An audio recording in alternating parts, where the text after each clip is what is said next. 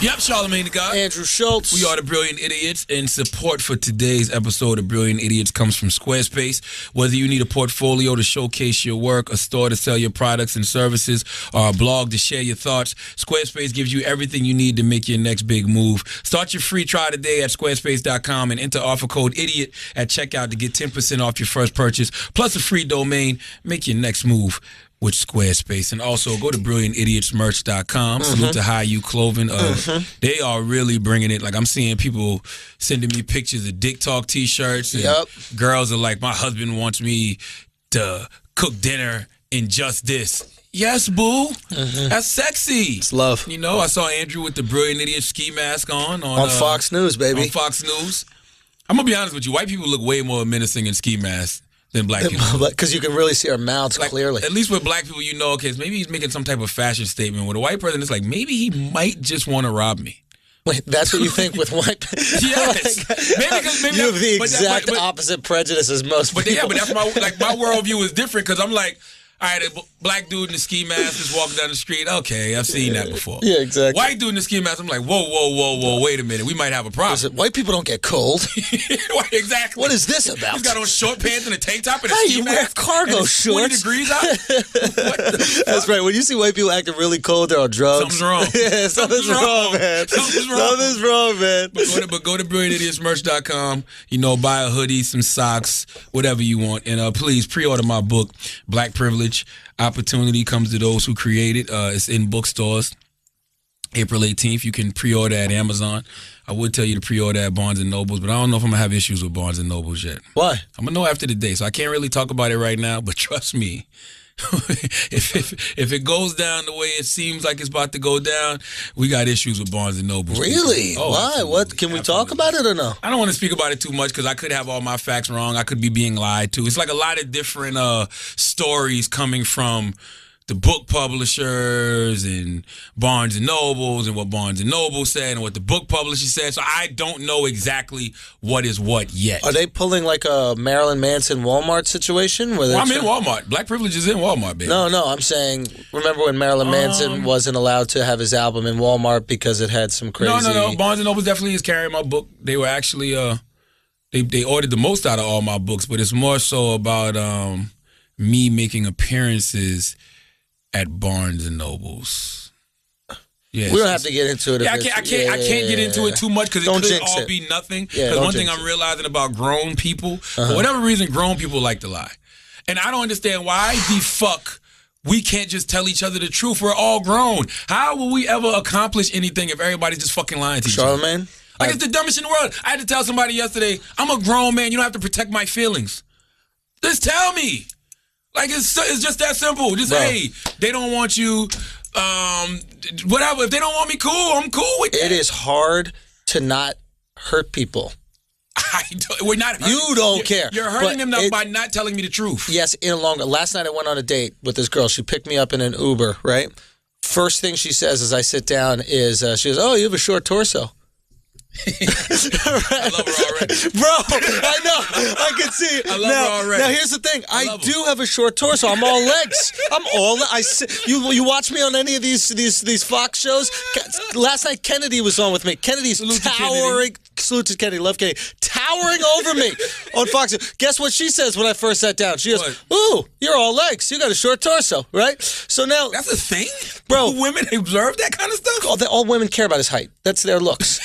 Like, that's all they care about is height, right? So basically, but the point is she was open honestly with me, right? Yeah. And then after that, I felt... free. You'll probably have the best conversation in the goddamn world. Absolutely. Now, she was a little weirded out that I got so open. You know what I mean? Like, knowing you probably felt insulted. So you was like, "Yeah, your earlobes are a little off. Is that a kilo?" No. What'd you say? What did you say? I know you said something fucked up to her. I didn't say. Okay. What did you say? Well, she was Chinese, half Chinese. Yeah. And I told her that she was a top 3 Asian. Whoa. But not a number 1. Obviously, number 1 Japanese, number 2 South Korean, number 3 Chinese. But I didn't say that directly. Sorry, Chris. I didn't say that directly to her. I didn't say it directly to her like that. I didn't really have NCAA rankings for Asians. I had no idea. Who's the number 1 seed again? Who's the number 1 seed this year? Tokyo in Japan is going to the dance. What do you mean, why is Japan one? Chris, Come get on the mic, bro. Chris. Come on, Chris. You got to rep for your Asian community. Wait, what do you mean? What do you mean? Why Japan won? What? Seriously, who's the number one seed in the Asian community? Me? Yeah. I rep China. Yeah. No, I know what you rep, but obviously. I mean, you can make an argument. China is the oldest culture in the region. Japan, Korea, the two other countries. They're more refined. They were built off of Chinese culture. Without Chinese culture, you don't have a lot of the aspects of Japanese. I mean, they're all beautiful. You're 100% right. They're all beautiful. You're 100% I see everything right. made in China in America, so I would have to probably give it to China as well. Yeah, but you see shit made in Mexico and America too. That's not Really? going to say that. What the hell's made in Mexico other than tequila? Coke. You know what I mean? There's a lot of things that are made in Mexico. Okay. Okay. But and you know what? This is Your personal preference is Japanese culture. It's more refined. South Korea more refined. China, they're still taking shits on the subway. It's a different. Take shits on the subway in China. Oh, dude, it's a problem. Yeah, mainland China's rough. Mainland China is right. If you go to Hong Kong, it's different because it's refined. Right. Hong Kong, very refined. Anywhere the English touched, refined. You need a little English influence, man. You need a little England. It's fucked up because they colonized, but then they give you nice stuff like not shitting on the subway. I can honestly say I've never had I don't think we have any Chinese brilliant idiot listeners. I've never gotten somebody. No. we do. We do. Yeah. For sure. I've had people were upset that I wasn't actually Chinese. There was a whole group Furious. of guys who were. But are they Chinese Americans? I'm talking about people that's over there in China. Oh, in mainland China? Into the brilliant idiots every Oh, day. they're not allowed to do that. There's too much real. There's too much real in this podcast for them to listen over there. Actually, if you are, hit us up. But did you fuck the girl you went on the date with? No, I'm a gentleman, Charlamagne. I'm not looking for this empty sex now that I'm back from Los Angeles. I'm not looking for empty sex anymore. Okay. Did you get some head? Did I get some? I know. We shared a nice little Japanese meal. Yeah. I took her to the refined Asian food I like the restaurant. fact she picked you up in the Uber. I'm not going to front. I like her because she picked you up in the Uber and she told you that your fucking torso was short off the jump. Yo, That's listen. what you got to do sometime, bro. Listen. Put me in my place. Listen, in order to break the ice, when you walk into a room, sometimes whatever you feel, you just got to say it. Agreed. I'm telling you, it makes everybody comfortable, yo. You do this. I have to. Yeah. Because if not, the only thing I'll be able to keep thinking about is whatever it was I wanted to say when I first walked in. Right. And that throws off the whole conversation. Yeah, because you're in your head. I don't feel like you should waste a thought. I feel like thoughts are energy, right? And energy has to be transferred. Yep. So when you're feeling something, say it. So for me, as a grown-ass adult, if you come to me and you say, hey, I would like to talk to you about... Matter of fact, this is them right here. I got it there. Go, take it. Hey, guys. Hello? Okay, we are All right, back. we're back. I got a call from my book agent just now and my manager. Okay, here's the issue. And I love, addressing my issues with the people, whether it's on the Breakfast Club or the Brilliant Idiots podcast, because I feel like I've been walking my journey, walking my career with the people. Yeah. So let's continue that. Yeah. Now, the issue I'm having with my book, Black Privilege Opportunity Comes to Those Who Create It, is, of course, I got to go on my book tour. The book tour, you go to different bookstores, you go to... just places that sell books, you do book events.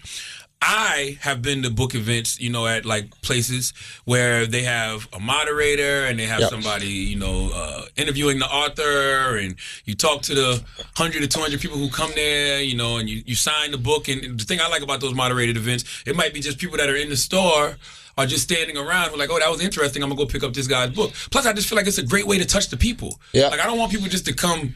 just go buy my book. If you're buying my book, I want to tell you why I wrote this book. I want to tell you what I feel like this book is about. I want to tell you the energy I hope that you receive from this book, what I want to accomplish with this book. Okay. So Barnes & Nobles, or Barnes & Noble, whatever. I always say it plural. But Barnes & Nobles, for whatever reason, doesn't want me to speak. They just want me to come in and do signings. And I'm like, no, I want to do a moderated event. Well... first problem started with somebody at the publishing company, touched on Simon & Schuster, saying to me, they don't do events. Barnes & Noble doesn't do events. And I'm like, now look, I know that niggas have the reputation of not reading, okay? But if it's one thing I do, which I read a lot, I'm still the guy that goes to the bookstore, okay? So you know that there are events. I can go on Barnes & Noble website. Yeah. I can go to the store and see posters up in the window that said, this person is coming to have an author-signed event, author discussion. Yeah. So I'm like, since when don't they do them anymore? All right. Yeah. So that was the first red flag. Second red flag was I wanted to do it at Union Square, New York. The reason I wanted to do it at Union Square, Barnes and Noble, is because I went to an event there one time with Lala. And she had Kelly Rowland there, and it was just good. It was packed, you know what I mean? It was good energy. At like second or third floor. Yeah, it's beautiful. I'm like, I want to do it there. They was like, no, Fifth Avenue's a better location. You should just do it at Fifth Avenue. I'm like, all right, y'all know books better than I do. If y'all say Fifth is a better location, cool. I want to do a moderated thing at Fifth Avenue. They was like, well, it's during lunchtime. So you don't want to do a moderated event during lunchtime. People are just in, people are just out. And I'm like, well, let's do it a little later then. But I wasn't really tripping off New York because, you know, I got an event at Powerhouse. What's called Powerhouse Arena, Chris? Yeah, in Dumbo. Powerhouse Arena in Dumbo. What date is that? Powerhouse Arena is a bookstore. It's a bookstore. Right. Hold on, let me give you the exact date before since I'm talking about it. That's a nice space. I've actually done a couple of events there, and I also like this independent seller. Dumbo, for everybody who's not from New York City, is a neighborhood in Brooklyn that's right under the Manhattan Bridge underpass. Down under the Manhattan Bridge overpass, sorry. I'm pretty sure it's the 18th. But whatever, I'll get it to you in a minute. But Powerhouse Arena, I'm doing a book signing there. Good. Angela Rye moderating it, whatever. So I'm cool with that. Plus, we're doing something to YouTube space for 75 listeners, and it's going to be moderated. So I wasn't really tripping off having a moderated event in New York because I got a couple already. Gotcha. Right? So then it comes Barnes & Noble, L.A., The Grove. They're like, yeah, we just want them to do a signing. Why do y'all just want me to do a signing? Like, why can't I do a moderated event here? Oh, well, you know, they're afraid that more than 90 people will show up. Now I'm like... They're afraid too many people will show up? Yeah, and I'm like, this is L.A. Correct me if I'm wrong, but a lot of stars have put out books and have gone to do signings at this Barnes & Noble's at the Grove. Like, why can't y'all hold 100 people, 200 people, whatever it is? They're like, oh, yeah, we just want them to do a signing. So that's when both red flags raised. I'm like, so none of these people want me to moderate at Barnes & Noble's? So then come yesterday, having a conversation, come to find out, and this is what made me say I hate when adults lie to me, come to find out they said Union Square passed on having me. Right. It was like, oh, we don't want them. Based off, you know, other book signings that they have seen from radio personalities. But anyway, they was like, you know, we don't want to do it. So I'm like, well, why didn't y'all just tell me that from the beginning? I'm a grown-ass man. Like, you don't have to protect my feelings. You know what I mean? Like, I do believe that certain things shouldn't always get to talent. Yeah. But something like that, if you see me questioning it and I'm scratching my head, you should just come out and tell me, hey, they passed on you for whatever reason. Now, I don't think that's a fair reason because I feel like they only do that to the black authors, to be totally honest with you, at least because put it like this: if Ryan Seacrest had came out with a book, and he didn't have a good showing, you think they would tell Elvis Duran or Howard Stern, no, we don't want y'all? Well, based off you're equating Ryan did? Seacrest to an Elvis. They're on the same level, you're saying? I think so. I don't think. Radio wise. Absolutely. Oh, radio-wise, but Ryan's got so many other outlets. I just think he's a way more famous person. Ryan's now, I think the way, if we are going to show, I mean, if I were you, the easiest way to make this happen is you cry racism and then Barnes & Noble. No, I mean, you play the race card, right? That's the easy card. I don't want to do that. Well, you're doing it right now, but no, it's like I'm just saying. It's hard for me to believe that you would tell any Ryan Seacrest, Howard Stern, Bobby Bones, hey, we don't want you here because the last one didn't do well. So maybe I'm not big enough to do it. I think that's what it is. But I'm saying this: why the Grove in L.A.? You want me to come do a signing? That doesn't make any sense. But no to discussion. Me. Fifth Avenue, New York. You want me to do a signing, but no discussion? Like, it sounds like they're just not willing to bet on you. It sounds like basically what they're saying is. So why'd you order 8,000 books, Barnes and Noble? So Chris, you're in the book world, right? Right. Is that not a big buy? It is a big buy. Okay, then. So if you ordered 8,000 books, you got to give me some reasoning as to why you don't want me to maximize my time at Barnes and Nobles. That's all I'm saying. So the issue I'm having is like, look, man, I want to touch the people. I want to talk to the people. So I just rather not do it at Barnes and Nobles. How about that? So now you're saying since Barnes and Nobles won't let you do those, you don't want to do it at all. I'd rather do it somewhere else. You don't want to do it at any Barnes and Noble. No, I'd rather do it somewhere else. But no, I'll take that back because I'm doing one at I'm doing one in Georgia at Barnes and Nobles, and they have been more than accommodating. Like, I mean, like last night I saw it up on their website. I had people tweeting me about it, excited about it. One thing about me, I'm not gonna ever let people down. You know what I'm Right. saying? And, like I always give Ricky Smiley flack for that because I don't know if I ever told y'all the story, but when I've given Ricky Smiley donkey of the day a couple of times because Ricky's done some dumb shit, and we all was supposed to be moderators, our host at Steve Harvey's event for the kids. Yep. I remember. Mentors. Yep. So one weekend it was supposed to be me and Ricky down there. Right. Ricky didn't show up because of me, and I thought that was whack. You know what I'm saying? Because at the end of the day, you should disregard your personal self issues to come for the kids. If you're doing it for the kids, That's it. So, for me, if I'm going down there and, like, this is an event where they're telling me that a lot of college kids are coming to, and I know that, this is a place where a lot of mass communication majors are, I'm going to definitely go down there and show them that love. Yeah, I think that makes sense. But I think this is just, to be honest, the first time in a long time you've dealt with rejection. That's fine. And I don't have no problem with the rejection. I have a problem with being lied to about the rejection. That's rejection. That's fine. That's rejection in this entertainment industry. That is rejection. There's times. Listen, I'm selling. Just me trying to sell my stand-up comedy special. They'll tell you anything. They'll say, "Oh, we want to personally produce the specials. We want to do these things." Like they lie to you because they know they don't want to put themselves in a position against Charlamagne tha God. Right? What they want to do is make sure that if this book is a huge success, the next one they can say, "We'd love to have you speak at every single one." Remember when we wanted to have you at 14th, but didn't work out?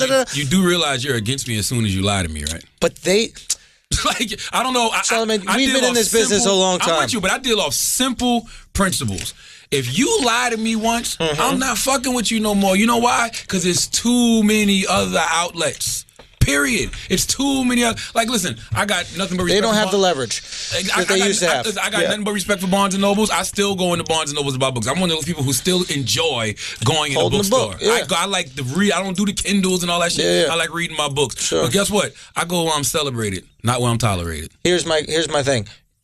You have to be careful that this doesn't become an ego thing with yourself. And this is something that happens to me. It happens to everybody because if you let your ego get involved, it could just hinder the amount of books that you end up selling. It just so happens that Barnes & Noble is an effective way to help you sell books. And in the long run, they work for you. Hey, the books... They work for you, bro. I'm with you, but the product... Don't let your ego stop them from working for you. I'm with you, but the thing is, my ego is not going to stop anybody from going out to buy a book. I'm not telling nobody not to go buy from Barnes & Noble. But those people might not have a Borders in their neighborhood. They might not have a Powerhouse Books in their neighborhood, but they do have a Barnes & Noble. They might not do Amazon. They might be like you. I don't buy books on Amazon. If I can't walk into the bookstore and cop that shit, if it's not at Hudson News at the airport, if it's not at Barnes & Noble, I'm probably not going to buy the book. I'm in Walmart, but I could be totally wrong. Chris, correct me if I'm wrong. People don't really walk in bookstores to buy books no more. Sure they do. Nah, that can't be. I don't think that's the majority of the way they purchase books. As much as before, no, but they still do it, or else they wouldn't have ordered 8,000 books from you. That's a lot of books, bro. And a lot of these bookstores are closing down for reasons. Like Barnes & Noble is like the last man standing. And that shit going to be closed too if they didn't have. Hey, man, for real, it is. In a couple years, they probably going to be up out of here. I know, dude. I don't think it's a lot of them throughout the country now. Not like it used to be. Barnes & Noble's like Blockbusters, bro. Sure, but Barnes & Nobles will make a transition to being an online thing. Absolutely, they're not a bad business. These people aren't bad at business, and I think it's important to right now, even though it's annoying as fuck and it probably pisses you off. I don't think it's worth drawing a wedge between you and the biggest name in books right now. I don't know if they're the biggest name in books, but I'm not drawing a wedge. Kill it with this book, and then next book have them sucking your dick, and then say, you know what, we're gonna do it. And then charge them twice as much. Why did you shoot your stand-up special without a production company? I did it with a production company. Oh, you did do it with a production company? I put the money up myself, and I hired a production company because I just didn't want to wait on anybody. And you believe in yourself. And I believe in myself. And I always put doing our whole. That's my whole game plan, my whole life. But every company that said, sorry to cut you, but every company that said no to me, I'm not personalizing. Right, you'll still do business with them. You know what I'm saying? Like if Netflix, Netflix said no to me. Netflix said no to me. And I know the people at Netflix, the guy who's choosing specials at Netflix right now, he said, we're going after the big names, right? And listen, I get it. You just spent $100 million on Chris Rock and Dave Chappelle, and now Andrew Schultz has an interesting, artsy stand-up comedy special, which I stand by and I think is absolutely hilarious, and I'll put it up there with any special that they have on. But I understand that right now they're staging a coup over HBO. They're trying to take all of HBO's talent and be the premier stand-up comedy special location. And if they need to focus on that, I get that as a business. They missed out on Gerard Carmichael. Yeah. But Gerard, to be honest with you, and I love Gerard, he's not Chris Rock and he's not Dave Chappelle. Yeah, not yet. Absolutely. So right now HBO is focusing on younger talent and bringing it up. Now I'm still talking to HBO about it. Even CISO, which I did the show. There's Johnny that was shooting in LA. Initially passed. Now I could have an ego at them because I booked a TV show at them. Now they're going to be promoting me, and I go, oh fuck, all right. Well now I'm going to let you guys show how great I am in this TV show, and I'm going to charge. No, I went back to them and said, hey guys. Listen, I'd like you to take another look at my comedy special now that I'm not just this random person. Now that you've invested in me and seen what I can do on the acting tip, and you're already going to be promoting me. So I removed ego. Did my first reaction, was it like you? You know what? Fuck this shit.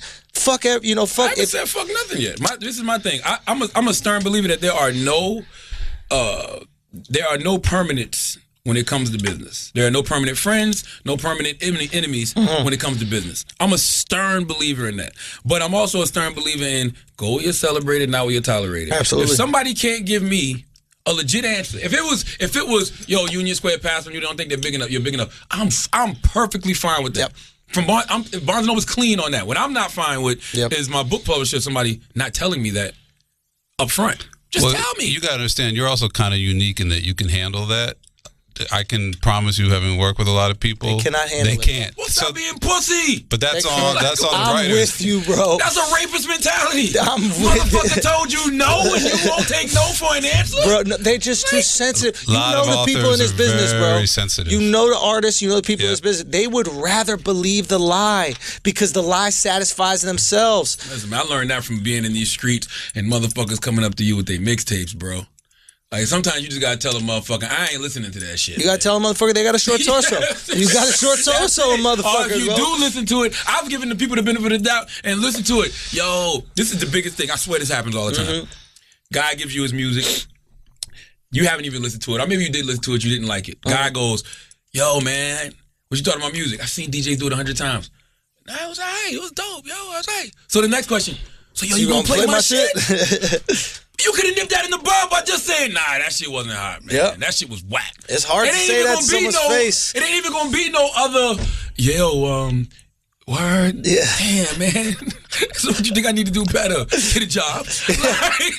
like switch professions. You can nip it in the bud quick. Like my biggest pet peeve is adults lying to adults. Man, I don't like lies, period. It's hard. People are empathetic, Charlamagne. They don't want to see your hurt feelings, and they don't want to fuck up business in the future. I'm telling you, there are people that will say, I'm not going to do business with them because I am insulted that they didn't fuck with my art, something I put my years of my life into.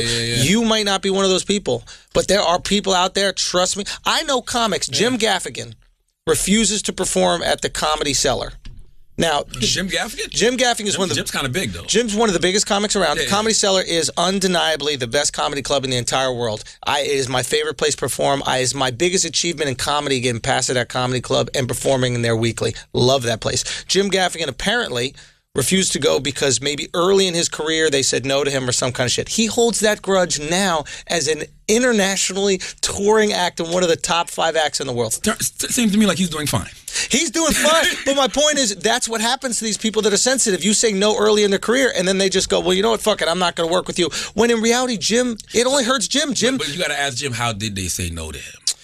It might have been some fuck you, get your big head ass out of here. Sure. You ain't gonna never be Louis C.K. You don't know how that no was. It's all about how that no was. And then you just go back there and be like, listen, you made a decision at that time. It didn't end up working out. I ended up being really successful. It was the wrong move, but hey, let's work it out. I'd love to perform here.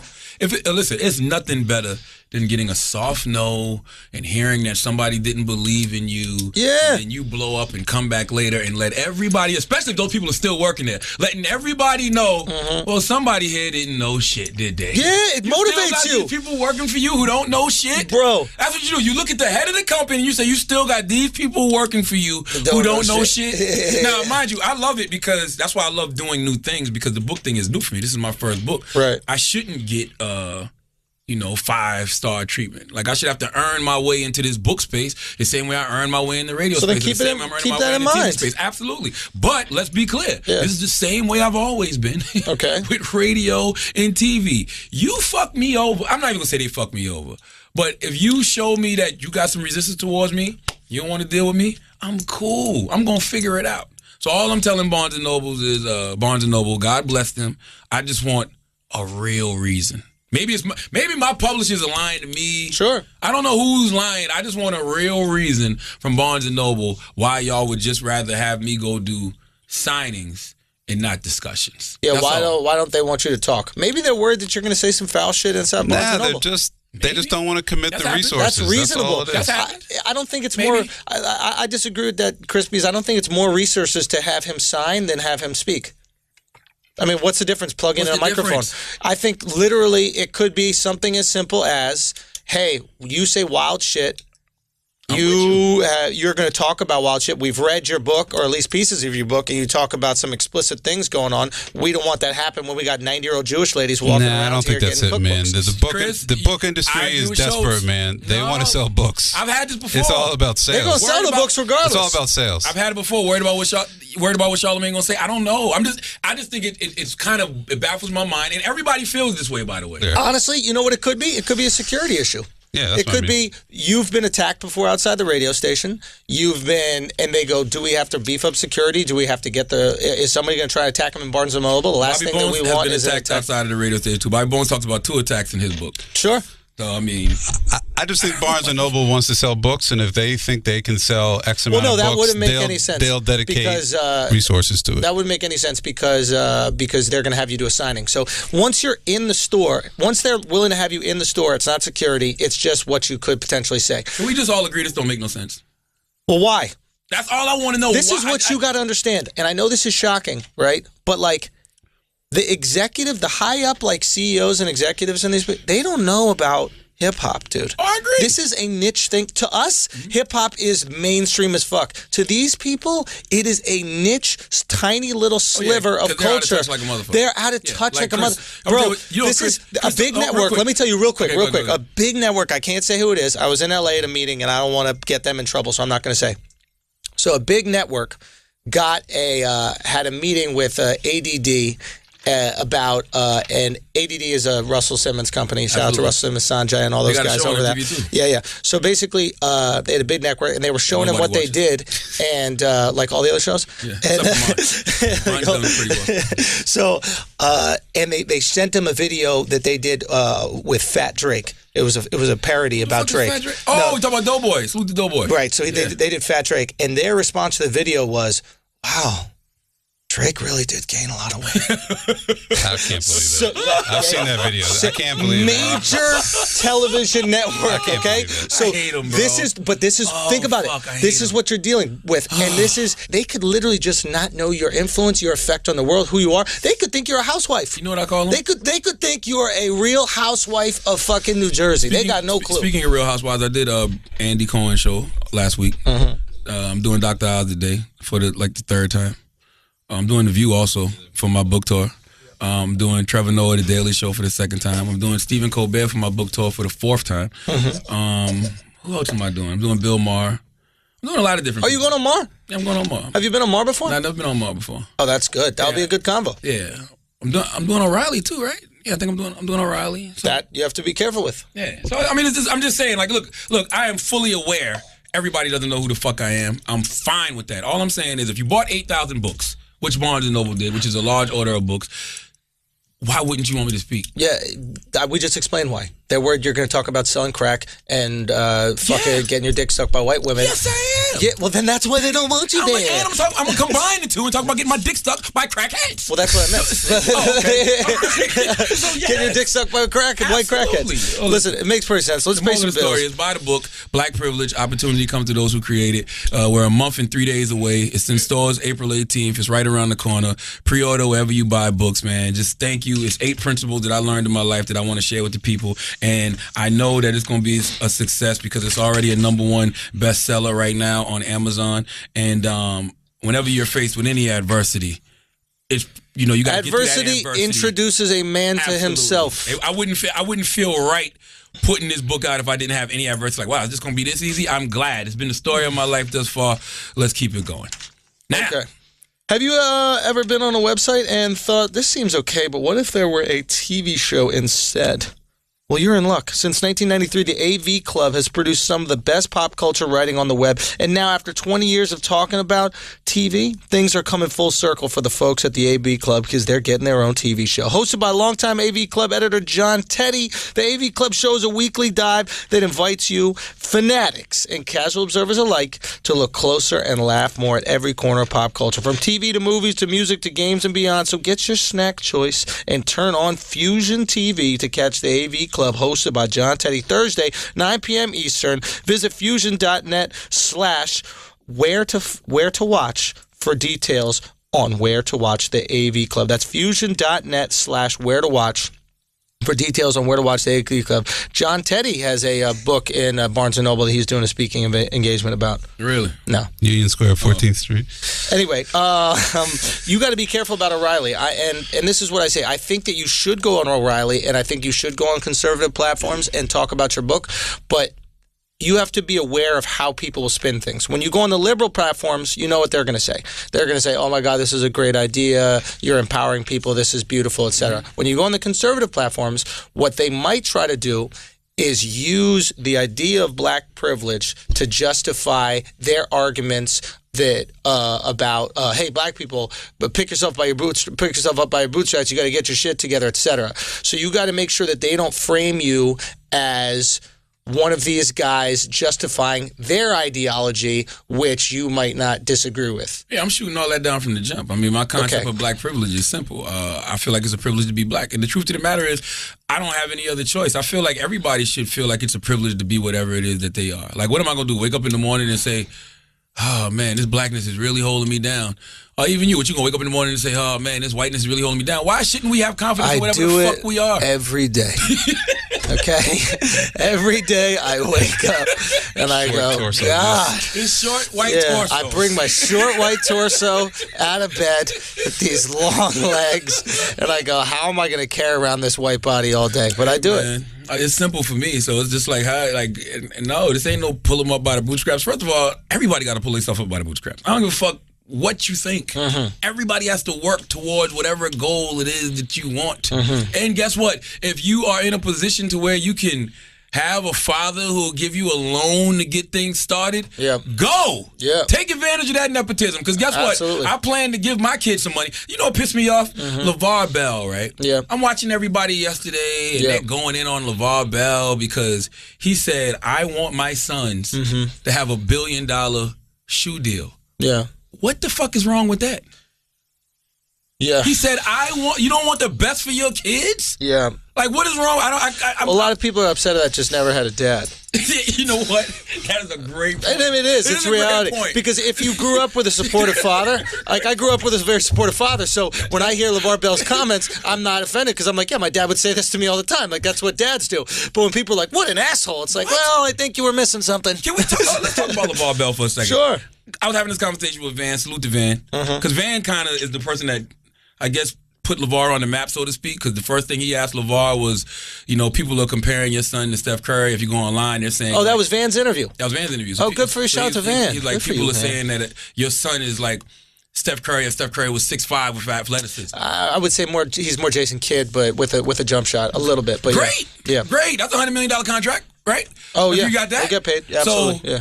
So LeVar goes, my son's better than Steph Curry. And everybody got mad at him.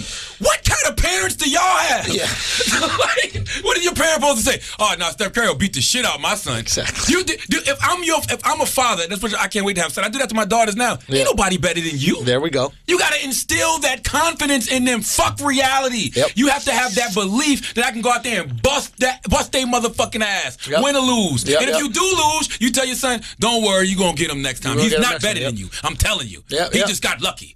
He just works a little bit harder on this. If you work on this, then that's whatever. You don't say, yeah, Steph Curry's better than my son. Then everybody got mad at LeVar Bell for saying he could beat Michael Jordan one-on-one. I got upset at him for that. Okay, listen, you don't have a black father. I have a black father. I don't. Okay, let me tell you about black fathers. Long ball Larry, my dad is not a black man. I believe your father probably does have some of this mentality.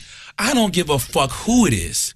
My daddy either thinks he can beat them, or he knows somebody who can. That's not my dad. That's not my dad. Let's be clear. I'm a true story. I got a cousin. I don't want to say his name, but he used to play baseball back in the day. Yeah. According to my father, he was better than Hank Aaron, Barry Bonds, Mark McGwire, faster than Deion Sanders. Anybody you can name, my cousin would beat him on the baseball field. The only reason he didn't make it to the pros, because he wouldn't take his earring out for the scouts. That's all. Because he wouldn't take his He wouldn't take his earring out. Wow, better than all of these people, but he just wouldn't take his earring out for the scouts. So, whatever. Sure. You got to be exceptional on another level, and you got to be a fan favorite of a black father for him to feel like you're better than him at anything. Sure. My dad might give it up for 2 people. 3. He might give it up for Muhammad Ali. Troy Aikman. No, I ain't giving it up for Troy. No. He's not going to give it up for fucking Troy. After all the joy that Troy brought to him? He loves Troy. He didn't give it up for Troy. He might give it up for Muhammad Ali. Yeah. Michael Jordan. No.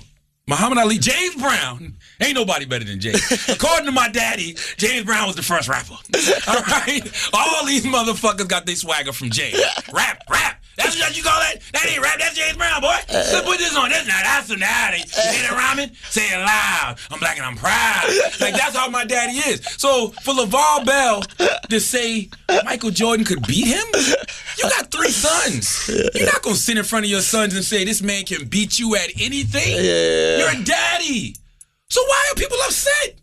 And by the way, I found out LeVar Bell was all conference. He sucked at one school, but he went to some school in Cali. I think he was good. Washington State or something. Look, he was he averaged 2 points a game, I checked. No, that was Washington State. At Washington State. Go to the other school. And then he went to Cal State Fulton. And it was all conference, goddammit. Looked it up. I looked it up last night. Yeah, but Fullerton isn't a shitty conference. Doesn't matter. Look, point is, I think that you're introducing America to black fatherhood and the confidence that comes with black fatherhood. So I know for a fact when you have a child, you're not going to let... You think you can do heart surgery. Bro. You said you could fucking catch a pass over Darrell Reeves. You said you could beat Layla Ali. Of course, I can. You beat Jay Williams. I beat Jay Williams. All right. Hall of Famer. Hall of Famer. Then. College Hall of Famer. So Bro, I'm on your side. I'm 100. But I will say Michael this. Jordan can beat you one-on-one? Now? That's all I'm saying. What Michael are we talking about here? You know Michael in college? Might be freshman year, UNC. So here's the thing. I'm with you 100%. I just think it's hilarious that you chalk it up to black fatherhood, which is amazing. And I don't think that anybody has spoken about that. Black fatherhood is different, bro. Black fatherhood is a different thing. Because we have to be. Why is that? Because we're already faced with all of these different challenges. So you need to prepare your kid for the challenges by instilling them with tons of confidence. Listen, confidence, borderline delusion, dream bigger than anything could possibly see. Like, what's wrong with that? Yeah, it's like Jewish parents do that too. Why shouldn't you? Yeah. I'm like, dude, if you ain't listen. No, Jewish parents do the opposite. No, Jewish parents love their fucking kids, dude. You'll never there's the most confident women are ugly Jewish girls. I don't even know how you got to that conclusion. Trust me, I've dated. Dude, there would be an ugly Jewish girl missing a foot, missing a hand, and you can't tell her she's not the finest chick in the planet. And that's because her parents every single day have been, hey, listen, you got the nicest nubs, this side of the fucking Hudson River. It is the most beautiful nubs I've ever seen in the entire world. And as a parent, now there's 2 things. There's 2 lines of thought, because I was talking to my buddy about this because he's having a kid. I can't say who he is, but shout out to him. He's great. So, and he was talking about how you instill confidence in your kid. We were saying, do you do it by building them up constantly, or do you do it by listening? Because when you build someone up constantly, what you can run the risk of is their confidence being dependent on being built up.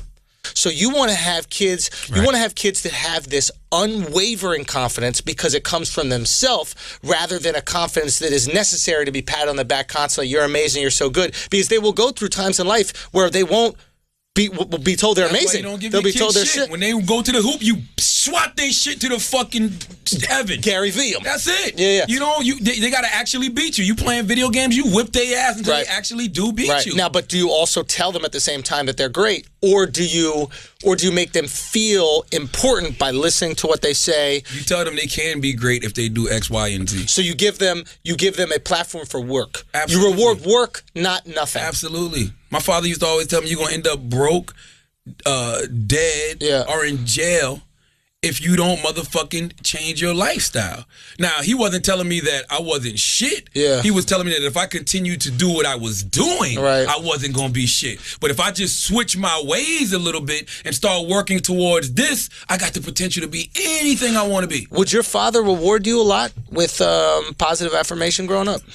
Was he complimentary to you? Was he proud of you? No. Absolutely not. He wasn't he gave me props when I did something good, but I just didn't do a lot of good things, to be honest with you. Did that mean more, though? Did props from your dad mean more than anything? Yeah, he still means something. It's special when he's like, I'm proud of you. They Yeah. still mean something. Absolutely. Do you think on some level you're motivated by his acceptance? Not necessarily his acceptance. I was motivated by his words. Okay. Because when you start seeing somebody's words come true, based off everything that's around you and some things that may happen to you. Like for me, it was when I saw all my cousins really start falling off and they really were broke sitting under the tree, like my father said. Or they really were, like friends of mine really were going to jail for prison sentences and friends of mine really were dying. And then I started going to jail. I'm like, this motherfucker's a prophet. He might be onto something.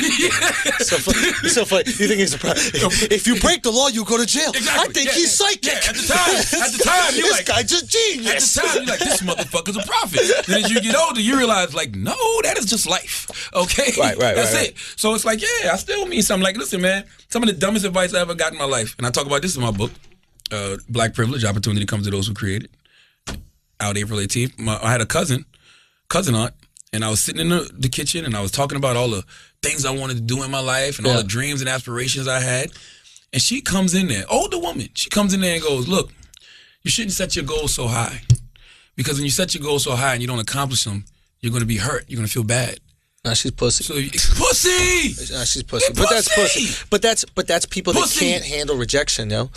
Once you on some level embrace rejection, don't get me wrong, I fucking hate rejection, but once you on some level embrace it, you're not afraid to fail. These people that are afraid to fail never go anywhere because of the fear. Your life is dictated by fear. I'd rather live with, what is it they're saying? I'd rather live with failure than regret. Yeah, and listen, by the way, regret ruins your life, I bro. agree. And by the way, I don't know what y'all think, everybody out there listening, I've heard way more no's than yeses. Like I tell my friends all the time, all it takes is one yes. Yeah. One yes changes everything. And I've definitely had 100 no's to every one yes. You know how many air checks tapes I've sent out and nobody's replied? Air what? Air checks. Air checks is when you do it's like recordings of you doing radio. I've sent them to every market in the world. Yeah. Nobody replied. That's no. Somebody that didn't get the job. You know how many TV auditions I've gone on and didn't get the gig? I've gotten way more no's than yeses. Yeah. All you need is that one yes. So I don't know what y'all think out there that, we're just sitting around and everybody's telling us yes to everything. That's not the way the world works. No, I mean, as you get more successful, I'm sure you hear more yeses. That's not true. You're saying you hear more You run no's? the LA circuit more than me. Yeah. I've heard stories about motherfuckers sitting in waiting rooms to audition and Don Cheadle sitting next to them. Son, it is wild. Or Jamie Foxx. You know what I mean? I've been in multiple auditions with people that were on The Wire, and it was almost heartbreaking. Come on, man. Yeah. Why? Just because they're still forced to go out there? Yeah, because it's like, a show that was so... You forget that they stopped making money off the show. Like, when I see The Wire, I'm like, oh, they're millionaires. If I see you on a show I love, I'm like, oh, you must be a millionaire because I love this show so much. But that's not how it works. You work, you get paid, and then you're out. That was a lot of these people's first show ever. Yeah. All these guys on The Sopranos, all the Italian dudes Snoop on The is on Sopranos. Love and Hip Hop. Get out of here. Snoop from The Wire. I thought she's in jail for shooting somebody. I don't know nothing about that. She's on Love and Hip Hop. What, New York? Yeah, she's on Love and Hip Hop New York. Well, she was from Baltimore, but they moved her up to New York for that? She's on Love and Hip Hop. Talking about Snoop, how do you feel about the Snoop pointing the gun with the fake gun to fake Trump? I think it's wrong. Like I'd be a hypocrite to say anything else. Like I feel like if that was Barack Obama and motherfucking Riff Raff had a gun to Barack Obama, it'd be World War III out this motherfucker. You can't do that. Like, I respect, listen, man, I'm all for artistic expression. I'm all for artistic freedom. I understand what Snoop was trying to do. Like, because if you watch the video, they talk about deportation in the video, and then they got this guy, Donald Trump, signifying that he's a clown, which to me signifies he's doing some clown shit. Then Snoop pulls out the fake gun and shoots it. It goes bang. The flag comes out that says bang. Yeah. So it's like he's killing the clown shit that that Donald Trump is doing. I don't know. You can look at it that way, but we don't have that kind of nuance. What we see is Donald Trump, Snoop pulling a gun, bang. It's wrong. If you're a Trump supporter or if you're in Trump's team and you think what Snoop did is wrong, you're right. Like, but it's wrong because he's the president. If he was just Donald Trump, the businessman, it's fine. It's still wrong. If he's Donald Trump, the businessman, it's just a little bit more to it. I'd be a little bit more scared if I was Snoop and motherfuckers start telling me like, yo, you know the Secret Service is watching you. Now, which they said. Donald Trump tweeted Snoop this morning. I saw that. Like, I wouldn't want those problems. I don't think it's that deep. Like, I just think there's other ways that you Snoop's getting audited. Yeah, Snoop's dispensary's getting shut down first. Snoop's gonna have some problems. He's gonna be getting pulled over in different states for no reason, held on the side of the road and all that. Like, they're gonna look right back into that case, that original murder case that he fought. They're gonna get him on that. They're gonna get him on that for sure. I don't know. I mean, it's wrong. Like, I don't know any other way to spin it. It's wrong. I guess I don't know. I'm just like so unaffected by these things. I don't even want to talk about Trump anymore. I guess it's worth mentioning the whole tax thing. So the Rachel Maddow. That was a waste of time, by the way. Well, there's two things I feel about this. For everybody who doesn't know, Rachel Maddow has been somewhat critical. I would say pretty critical of Trump over the last a few months, and criticizing the amount he's paid in taxes, along with a lot of other people who criticize it. And yesterday she tweets out, "Hey, there's breaking news tonight. We are releasing 2 pages from Trump's tax return in 2005." She oversold and underdelivered. No, she didn't tweet that. That's what she should have tweeted. Oh, what she tweeted was, "Got Trump's tax returns."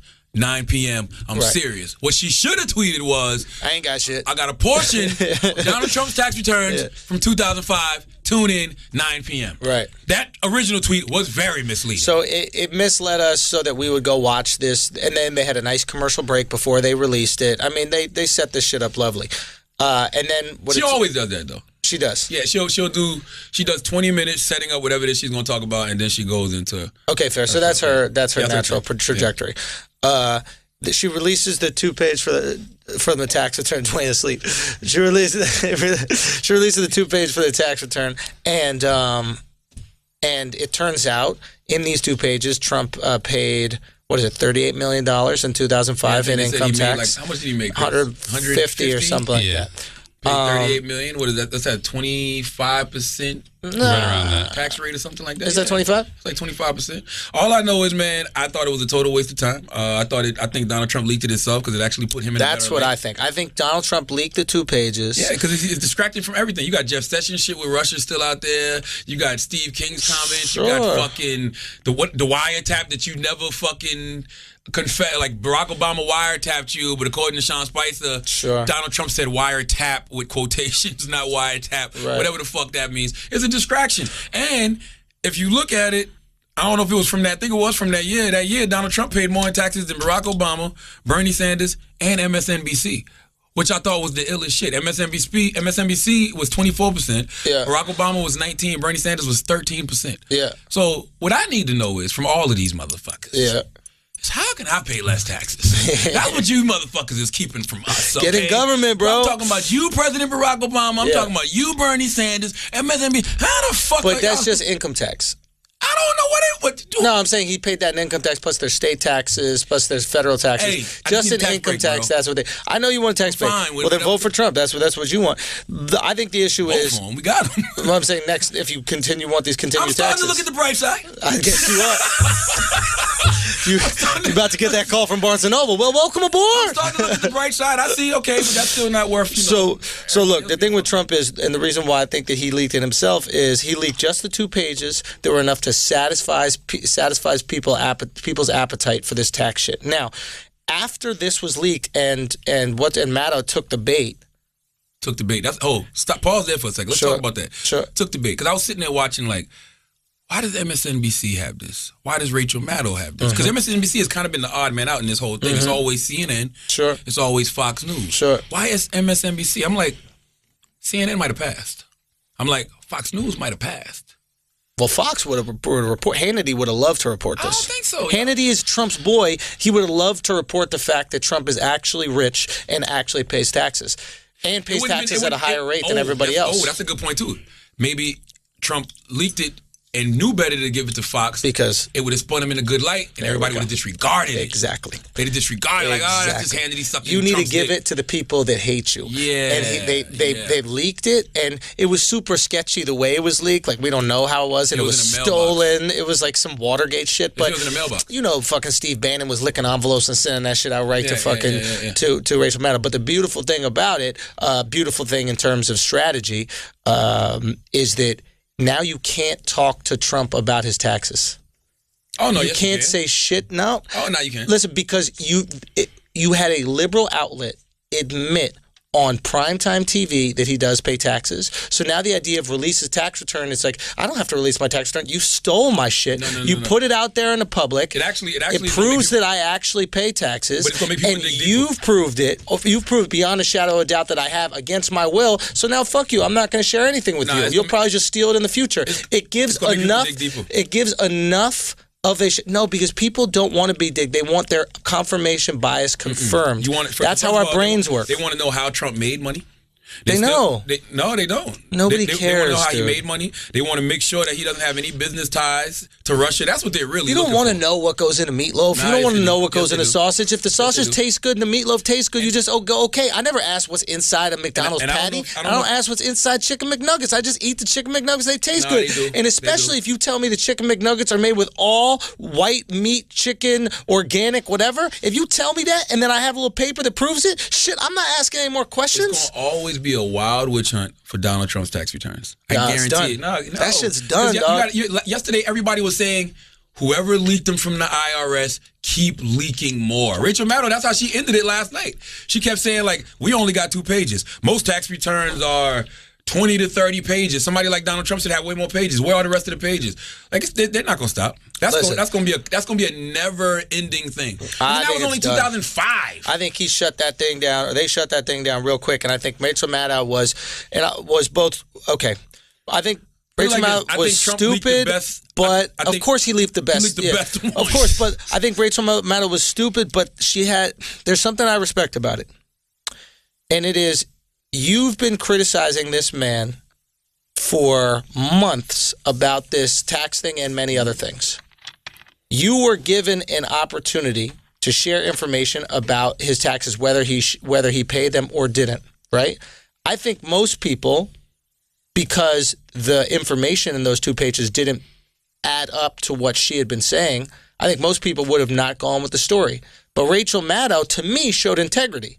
She showed that, hey, I've been criticizing you. It turns out that given these 2 pages, I was wrong, but it is my job to report. But it is my job to report the news, right? So I'm going to report the news. To me, that story, even though Rachel Maddow was wrong about her suspicions, makes me trust her more. I can go to. Let me just finish. Yeah, I watch it. But she didn't paint him in a good light at all. It doesn't matter if she painted him in a good light at all. She's going to consistently stay how she feels. But she reported that he paid taxes way more than we thought and reported that he had way more income than we thought. So for me, from now on in the future, when Rachel puts out a story, I could trust that because in a way, you've put out information even though your suspicions were wrong. That means that you care more about divulging information and being a journalist than you do about being quote-unquote right. And I respect that. I like Rachel a lot. I still feel like she used that to paint Donald Trump as a ill dude. Like even when she talked about he had a house and the house was like worth $10 million, but he sold it to some guy in Russia for 30. Like she was still raising red flags. Like no, she was still painting him as there's some sketchy things here. Sure. She said specifically, if he has any, if these tax returns show that he has any business ties in Russia, then that's cause for concern. Like she wasn't painting it like, oh, he's good. Absolutely. But she did divulge the information. She did divulge the fact that he paid taxes, and she knew that wasn't going to look good for her. She wasn't dumb. It's not like she thought she was going to drop the bomb and everybody was going to be like, oh, she just ethered Trump. You seen that? If we found out he didn't pay taxes, that wouldn't have been an issue. Because he told us he hasn't paid taxes. How long? 18 years or some shit like that? Maybe that was the last time. That might have been the last time. What would have been the issue is if we found out he didn't make any money. And making $150 million is a lot of money. If we found out he didn't make any money, people would be like, oh, shit, maybe he is broke. All I know is he paid more taxes than Barack Obama, Bernie Sanders, and as he should. He making way more money than them. She never said that last night. Say what? She didn't say that last night. Oh, she'll withhold some information, but we know that. Like, you got to be in a high tax bracket to pay high taxes. Like, you made more money than Barack. You made more money than Michelle, and you made more money than Bernie, too. You got more money than the last Off president. just presidential salaries, but And- he made more money off endorsements and shit. no, you can't get endorsements as a president. After Barack just did a $6 million book deal. Yeah, now, last year you made more money than Barack. Absolutely. Well, no, you gotta- 'cause Barack still gets Speaking engagements. royalty. No, he can't get speaking Can't be engagements. paid any money. He during got his your presidential salary, and he probably got royalties royalties from his books that were Yeah, released you're before We he got was royalties president. and shit like that. Don't get me Yeah. wrong, but I still think, Charlamagne, you probably made more money than him. All Probably. I know is Rachel Maddow kind of let me down yesterday. She let everybody down. But mean, I respect that about her because sometimes It's you like have to give the truth, and the truth hurts. Yeah, but it's like Rachel inviting a girl over, and she's like, "Yo, you gonna eat? You gonna eat the girl's like, I'm gonna eat the fuck out of your pussy, Rachel." And then she just gives Rachel a couple licks, and Rachel like, "That's it." Yeah. That's how we felt last night, Rachel. No, I'll you be know what it honest. felt like? That tweet felt like I'm about to eat the fuck out of y'all's No, pussy. this is what it felt like. Somebody came over and she was like, "Yo, Charlamagne, I'm coming over and I'm gonna suck your dick, Yeah. right?" And then she came over and she was like, "Nah, you're gonna suck my dick." Rachel Maddow, bitch. Rachel You gonna Maddow suck with this strap on. exactly. God damn it. Ooh. She hit you with a ooh. But can I just say one thing? Yes. I don't think it's totally accurate to paint this like, hey, this made Trump look great. And I didn't make him look great, but it didn't make him look bad. well, hold on a second. So he's been trying to push to get the, what's it called? The alternate minimum tax repealed, I right? saw that. I don't even know what the fuck that is. That's So the it's first time I've heard basically of it. like a stopgap measure in the tax code to make sure that the richest pay a certain amount, no matter how many losses they write off Yeah. or something like that. Based on those returns that we saw from 2005, that would personally would have saved him $31 million, right? Yep. How can you have a president pushing for something that stands to make him $30 million? Like right there alone, that should be enough. Let me tell you how. That's virtually enough to tell get you him how, impeached. Chris. It's nuts. Let me tell you how, Chris. Hold on Can now. you Bring that up imagine? again. Can you imagine? He's pushing for this tax code, something that was added He to the paid tax. $38 million. He's pushing for a tax code that in that year would have made him pay $7 million. So he would have saved $31 million. And Chris can't fathom how he Can would want somebody that. just correct me? That's all I want. That's all I want somebody to do. You're not Please. trying to save $31 million? What's wrong with trying to The save money on fuck? taxes? There's nothing wrong with trying to save $31 million. You should not be president of the United States if saving $31 million is your motivation. You should be in the private Fam. But sector. he wasn't president then. That was 2005. Chris. No, you're missing the point. The Please, point please, is that right now he's actively trying To do things in his benefit. to repeal this act, Yeah. which would stand to save him, based on what we've seen, at least $30 million Bro, that's a year. what every politician is trying to do, is trying to look out most for their best politicians interests. are trying to save Bernie their Sanders is donors broke. $30 million. He ain't got no They're money, not trying to so save themselves $30 million. Bernie Sanders is broke. He just got It's no both money. wrong. So what he wants to do is look out for people who got no money. Rich people got money. They want to look out for people who got money. It's no different. If you got money, you look out for yourself. If you don't got money, you want to look out for I'm gonna everybody. be honest with you. I don't mind him getting rid of that. What's that shit called? It's called the tax- alternative minimum tax. You should have a problem with him getting rid of it. Let me tell you Why? this. I want my kids to have $1 billion shoe deal one day. Okay? No, if So- your kids have it, right. This is what you're looking at right now. Then is they can somebody afford who to pay made- the $31 What- million No, if they this have is the what it $1 is. billion You deal. They have can to afford to pay the understand, $31 Chris, million. You got to understand. What? You don't know what it's like to pay $38 million It hurts. in taxes. I'm an independent businessman. Look, Chris, every year Chris. when I write my checks to the IRS, Let me tell you something. it If hurts. If you, no. Wouldn't But you rather gotta have Chris, do money- it. if You you are gotta do paying it. $38 million in taxes every year, we need to renegotiate our deal with Brilliant Idiots. Right. Okay, we need an immediate renegotiation. What the fuck? How did that go? Shit, we need to talk to Every Karen. time I write my taxes, and I gotta sign over this $38 million. Fuck out of here. Hey, listen, Blue Apron got to pay me. Blue Apron paying somebody. Audit loudspeaker immediately. What the fuck? Oh, No. now you don't want to talk no more, huh? No, What I'm saying is, once you, I'm tired of people. You know how like I should never be able to speak about the black struggle because I've never been black and I don't know what it's about, and I can't speak on it. I just can't, right? You can't speak on the $38 million I can't believe tax you struggle. said that. You can't speak on it. I Yeah. can't believe Andrew just said that. It's true. I don't know what it's like to be black. I can't tell But you. you speak on it every chance you get. That's not true. This guy is I never tell you what it's like to be black. I could never tell you what that's like. Just like you could never tell me what it's like to be white.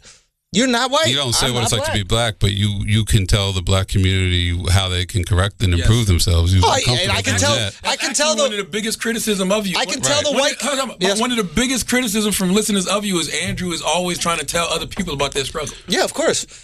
I can tell you. No, Right, no, so no, what I'm no, saying no, is no, here's a no, no, perfect no. opportunity. Let me. All right. Let me. If you're going to make a statement about me, Right. give me a second to defend it. Right. I can always offer constructive criticism about religion, about different cultures, and I'm willing to do that. Again, cultures. I don't offer constructive criticism about race because race, it doesn't define who you are. Your culture defines who you are. So if I see a religious group, if I see a cultural group, if I see anything doing something that I think I can offer constructive criticism, if that is, aspects of quote unquote white culture, whatever it is, black culture in America, whatever it is, I will offer those things. Absolutely. Why would I not do that? Can I tell you what it's like to be black? No, because I'm not black. I don't know. Okay, but let me follow up on that. All right, so here, rich, powerful white guys manipulating the government is a culture. It's a small culture percentage-wise, but it's hugely impactful in terms of how they affect the country. Criticize these dudes. If Trump is using the presidency to save him $31 million, don't just say, yo, you don't understand what it's like. I feel like a hypocrite criticizing somebody for wanting tax breaks. And I want No.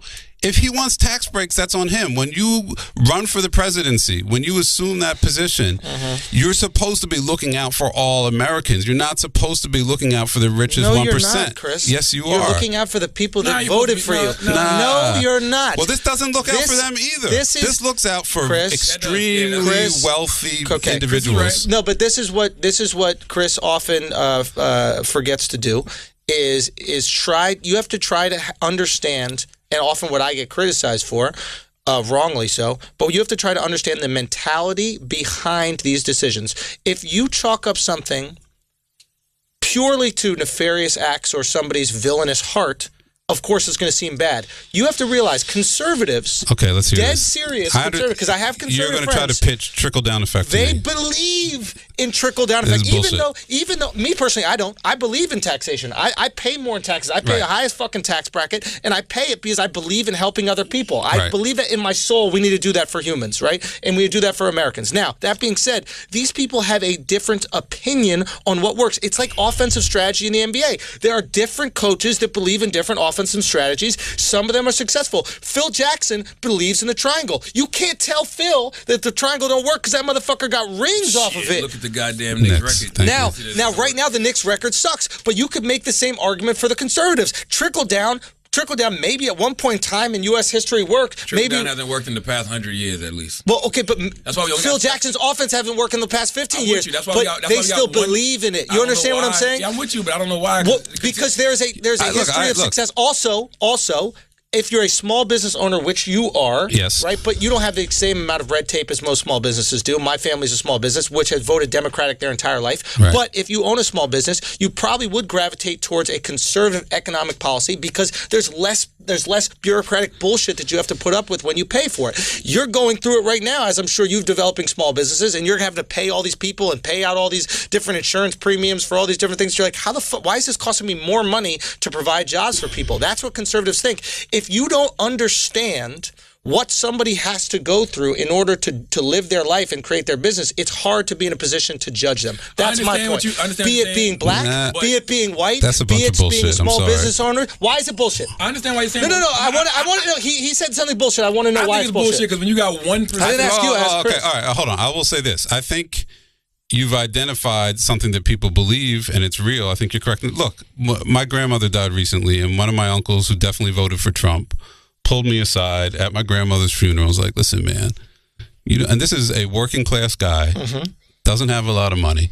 And he was like, don't get upset about this, man. This guy knows how to make money. Just follow him. Just get in line. Follow this guy. He's going to make us all money. I would have said, you don't know how to make money. How old is he? He's in his 70s. You're 7 years old and you haven't learned how to make money yet? He's done all right, actually. But he's still a working class dude. He was a public school teacher. He's flipping Section 8 housing. He figured out some angles. But he really gave me this whole rap about, like, Trump's going to make us money. And my response to that is, you don't understand. Trump's going to make the other rich guys who are in the same position as Trump richer. There is no trickle down that's going to hit these working class guys in Iowa or Ohio or Don't you Michigan. Think if the trickle down thing worked, it'd be more than 1% of people. All Reaganomics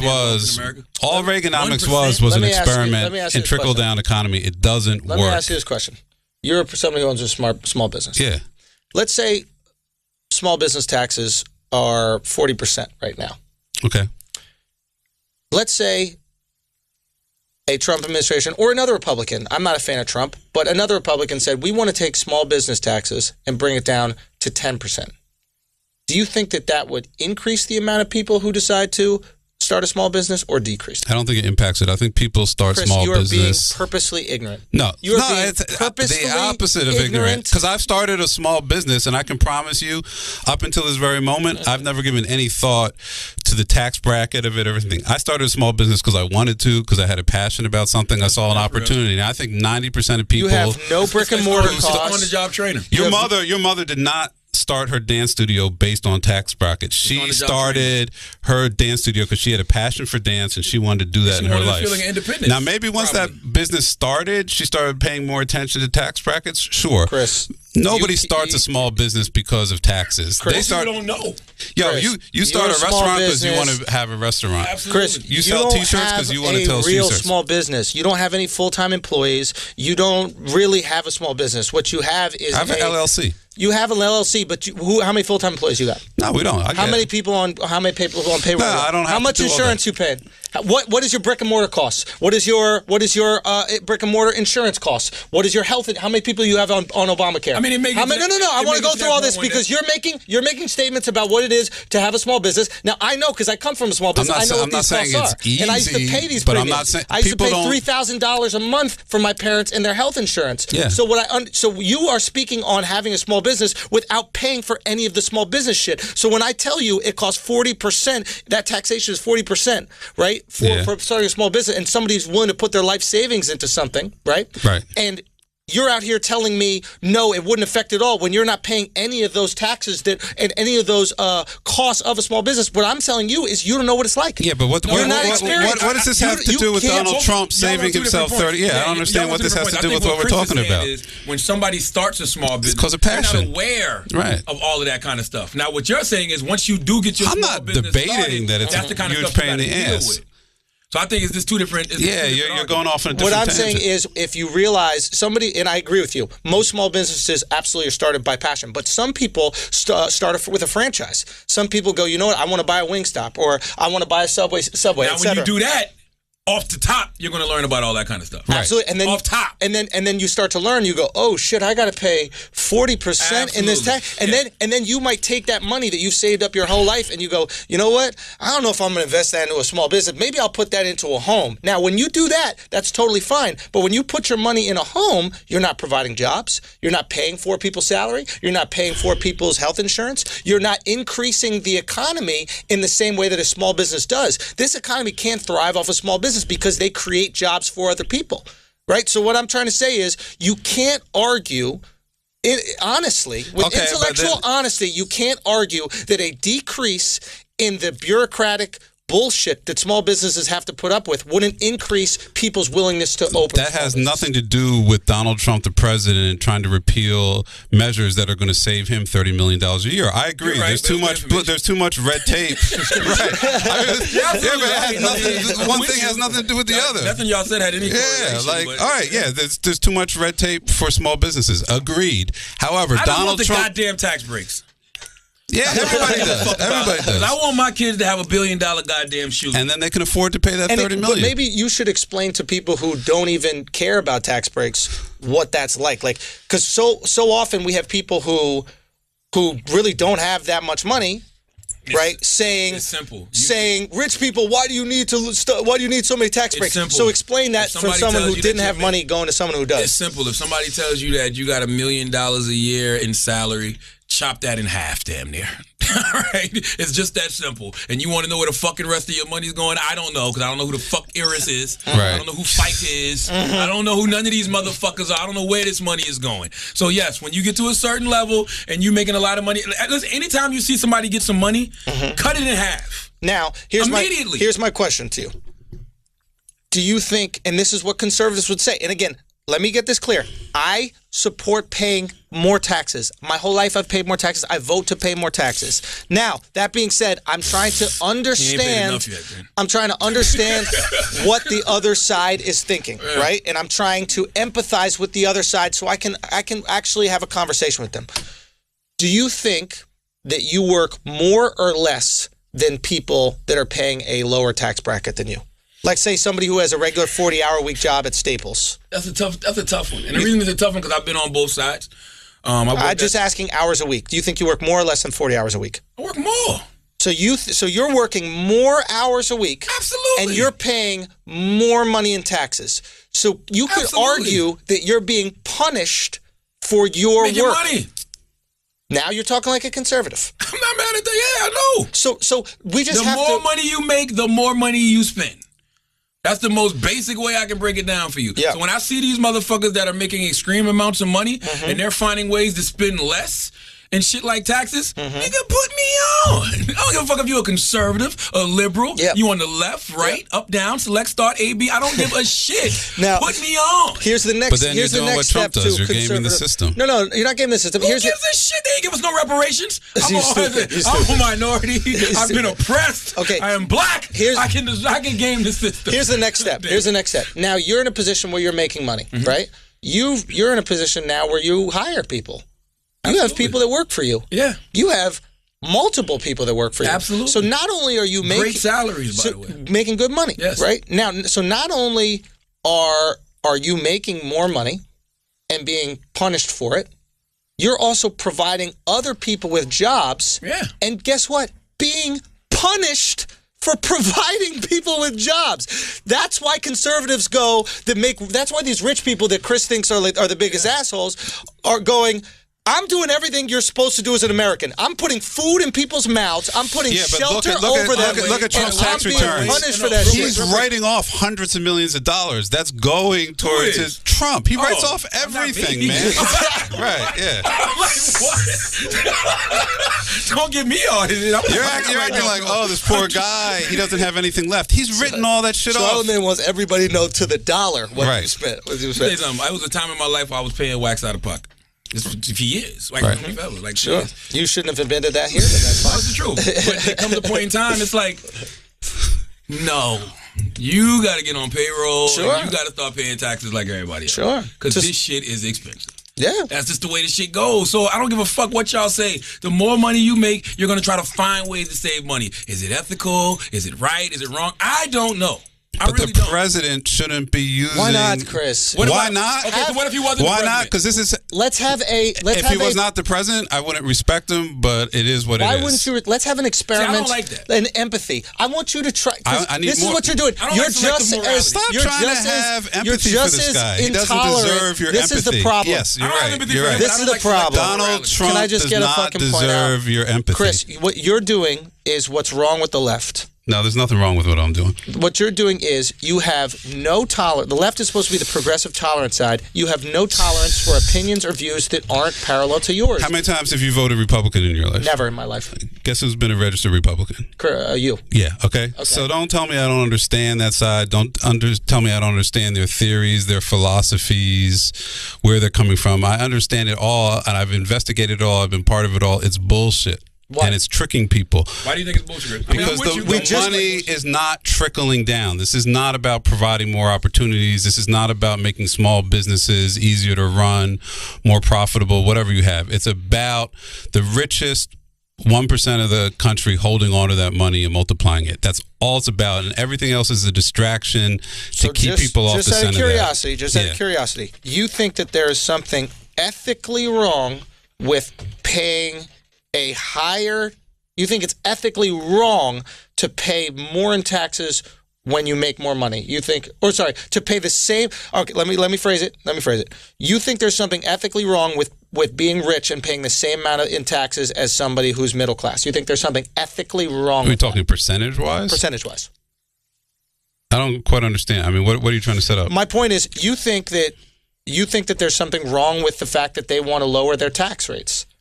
Rich people. I think you could argue that it's unequal. You could even make an argument it's ethically wrong. I think to tax it's ethically wrong for the president of the United States to use his position to try to enact a change in the tax codes that would personally stand to benefit him $31 million. I think that's completely wrong. I think it's unacceptable. I think if Barack Obama had done something even... Though. No, you're missing the point. The point isn't what happened in 2005. We're just using that as a snapshot to see what he stands to save if he pushes this thing through. He stands to save $30 million. I'm not a Republican. If President Obama had tried to make a move that would have saved him personally $30 million, they would have shut Washington down. The fact that this guy is doing it and it's just an afterthought and no one's, it's just a... That's a good thing. I'm glad you're talking about every Republican president. It's has insane. Listen, No. I'm not a Republican. No. I'm not a conservative. But as a man who has been unemployed 7 times, fired 7 times, if I can find a way to save $30 million, I'm going to find a way to save that guy. Donald Trump has done a very good job at hiring a team of lawyers over the course of the years that saved him tens of probably hundreds of millions of dollars in taxes. I need every single one of those guys' names. That's on you, but don't use the presidency of the United States as a way to get even more savings. Here's the thing. The reality of the matter... This is how you turn into a third world country, people. Okay. This is what I'm trying to tell you. Okay. Really? No, it's not. This is what every single 1. Republican president in the history of this country has done before. So No, they have not. But this is... Let's pay some bills and let's get paid. Yeah. Let's allow us to make some money. I really don't give a fuck about this thing because I just want to know if... never mind. Today's episode of Brilliant Idiots is also brought to you by Blue Apron. For less than $10 a meal, Blue Apron delivers easy-to-follow seasonal recipes along with pre-proportioned ingredients right to your door. I did this when I was in L.A.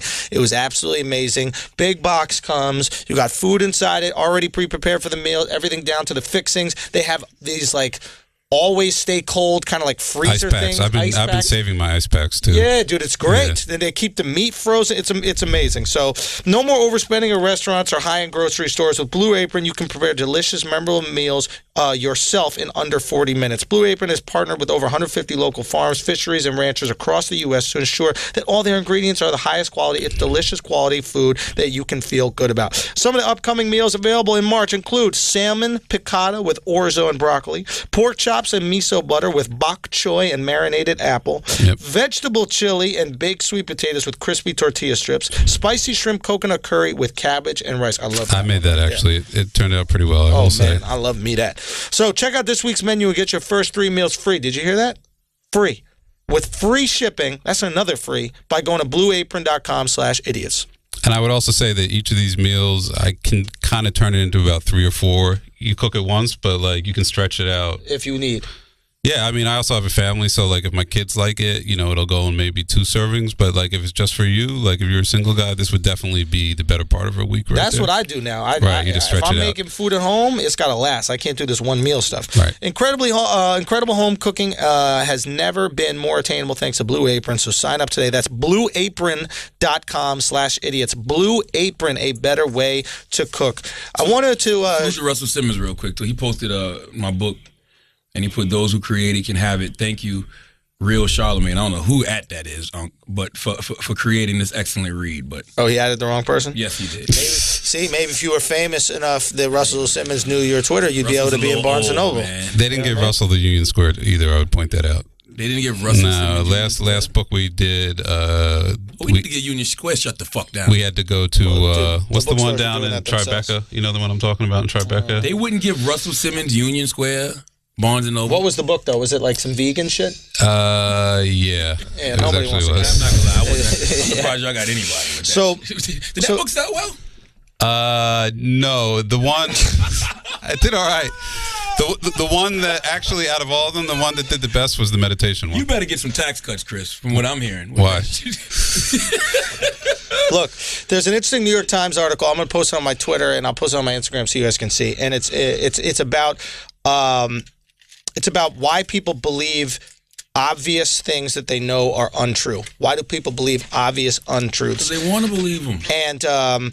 And it's both things. It's like, conservatives right now are believing obvious lies that Trump is saying, but liberals are also believe obvious things that we know that are scientific untrue, like the idea that GMOs are poisonous or vaccines cause autism. Both sides believe GMOs aren't poisonous. GMOs are poisonous. I thought they were exactly.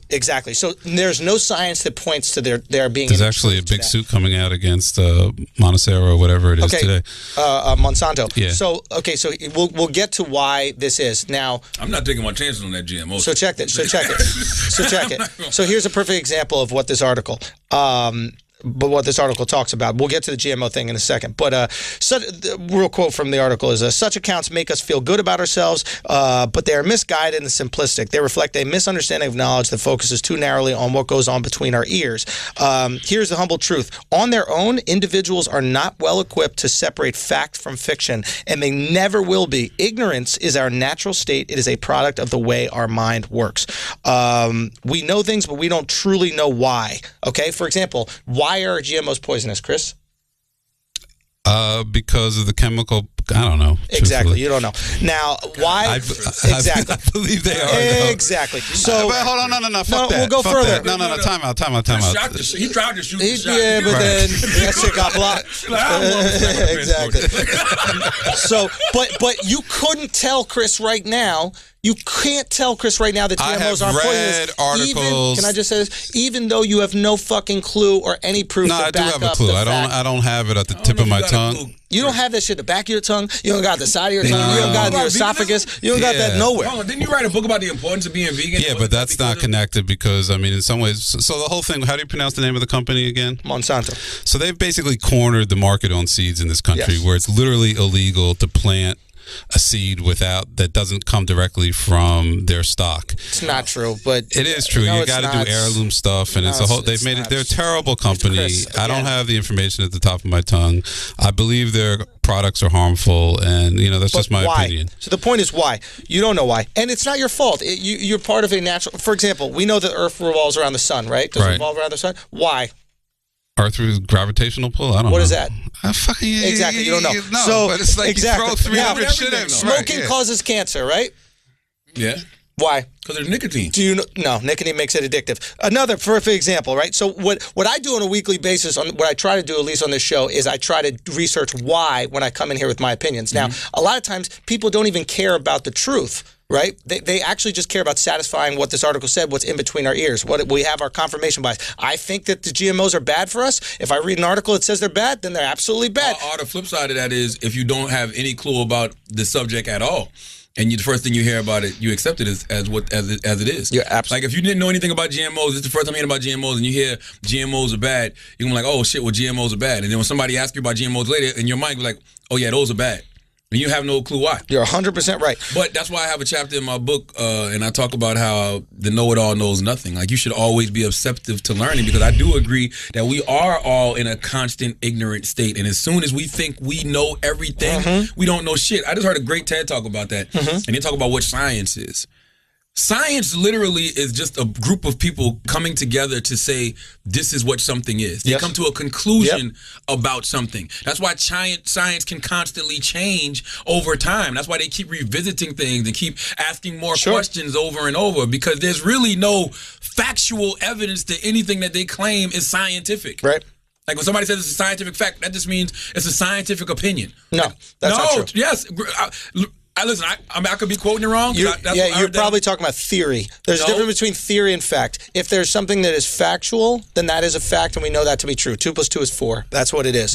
There's theory, which means that we've done everything we can to prove something. We put it through the scientific method, and we feel confident about it. We have the utmost confidence, but we can't say 100% it is a fact. They talked about the scientific facts, and they said the reason they can never say something is a fact, because over time, what they thought, like 50 years ago, they thought something was factual that wasn't. Sure. Then they learned something later, 50 years ago, that dispels that whole constantly fact. Try to disprove. So was it ever really a fact?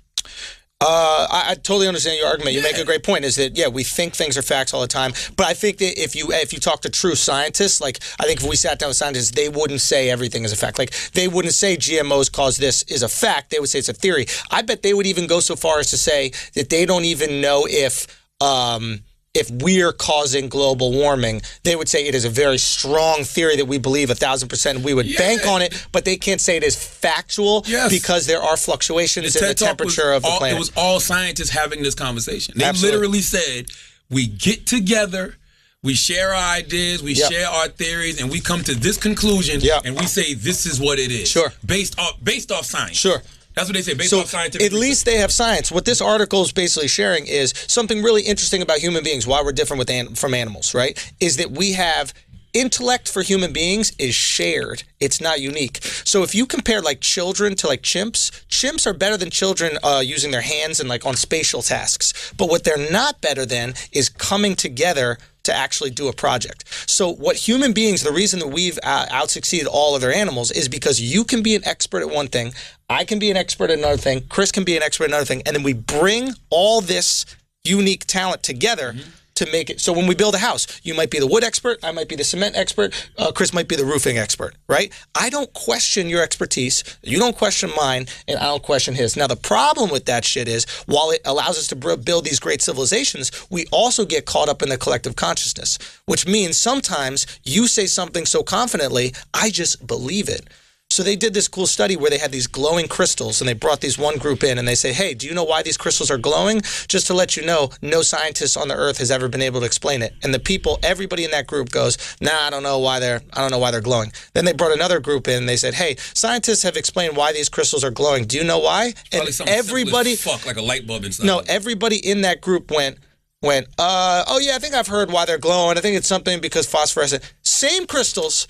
The only difference was it was told that the knowledge was out there in the world. So once knowledge we say is out there in the world, we want to be part of that knowledge. And that's why it's so easy to give us alternative facts, because we want to fucking believe. Yeah, and if we don't know, all you're doing is giving somebody information. You're just filling them up with the wrong shit. So I'm going to tell you something else we do that's very stupid. Human beings act like we're the smartest motherfuckers on this planet. Yep. I don't necessarily know if that's the case.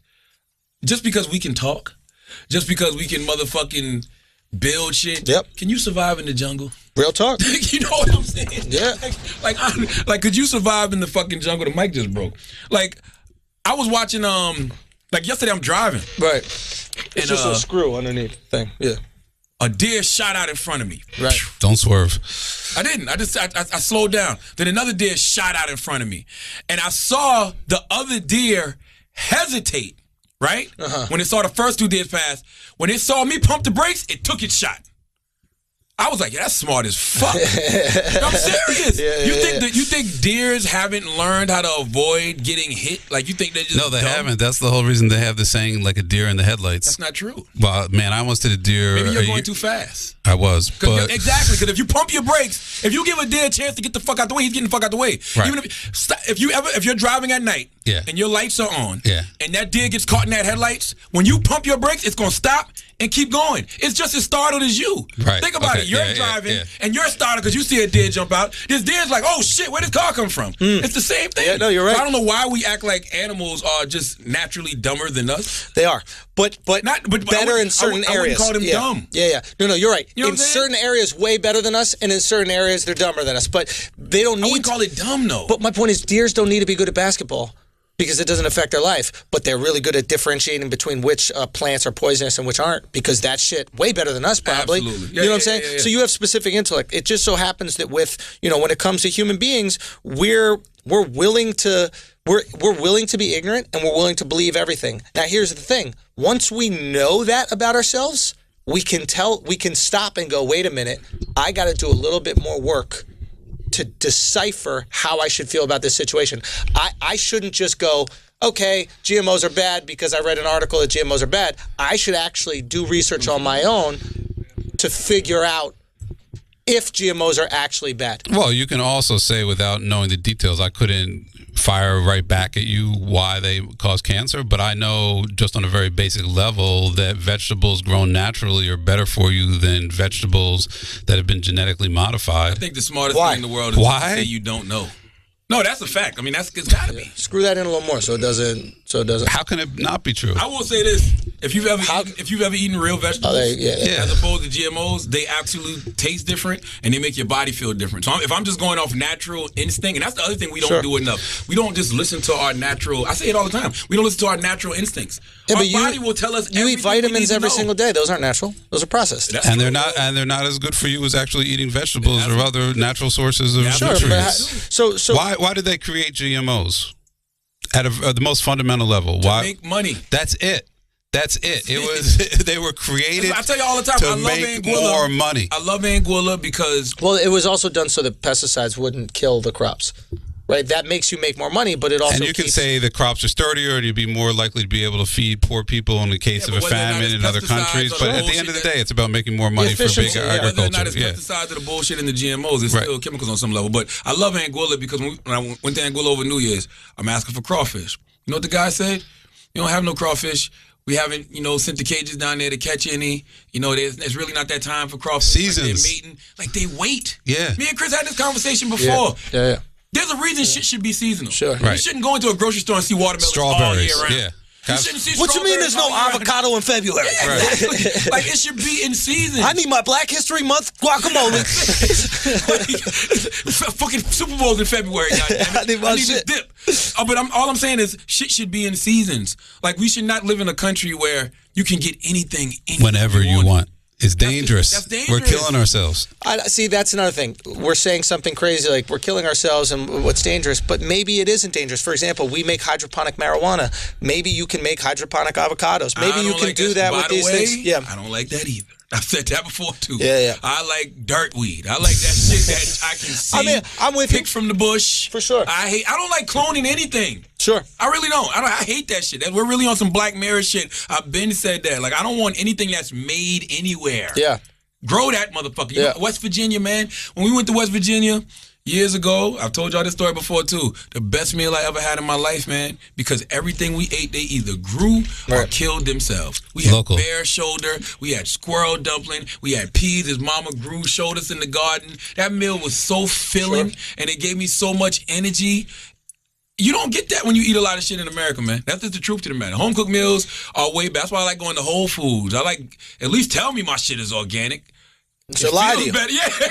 It feels better. I don't know. Just letting me know that this shit is cloned and fake, but you can really taste the difference when you go out the here's country, a perfect example with organic, and Chris knows this. The regulation, do you know the regulations of something being organic? Sure. Well, there's a lot of gray area, and everybody's labeling their shit organic, and they're over-labeling organic, right? So in other words, something only needs to be like 60% organic ingredients to be called organic. So you could have 60%. I know it sounds crazy. You could have transgender, are you organic? You are.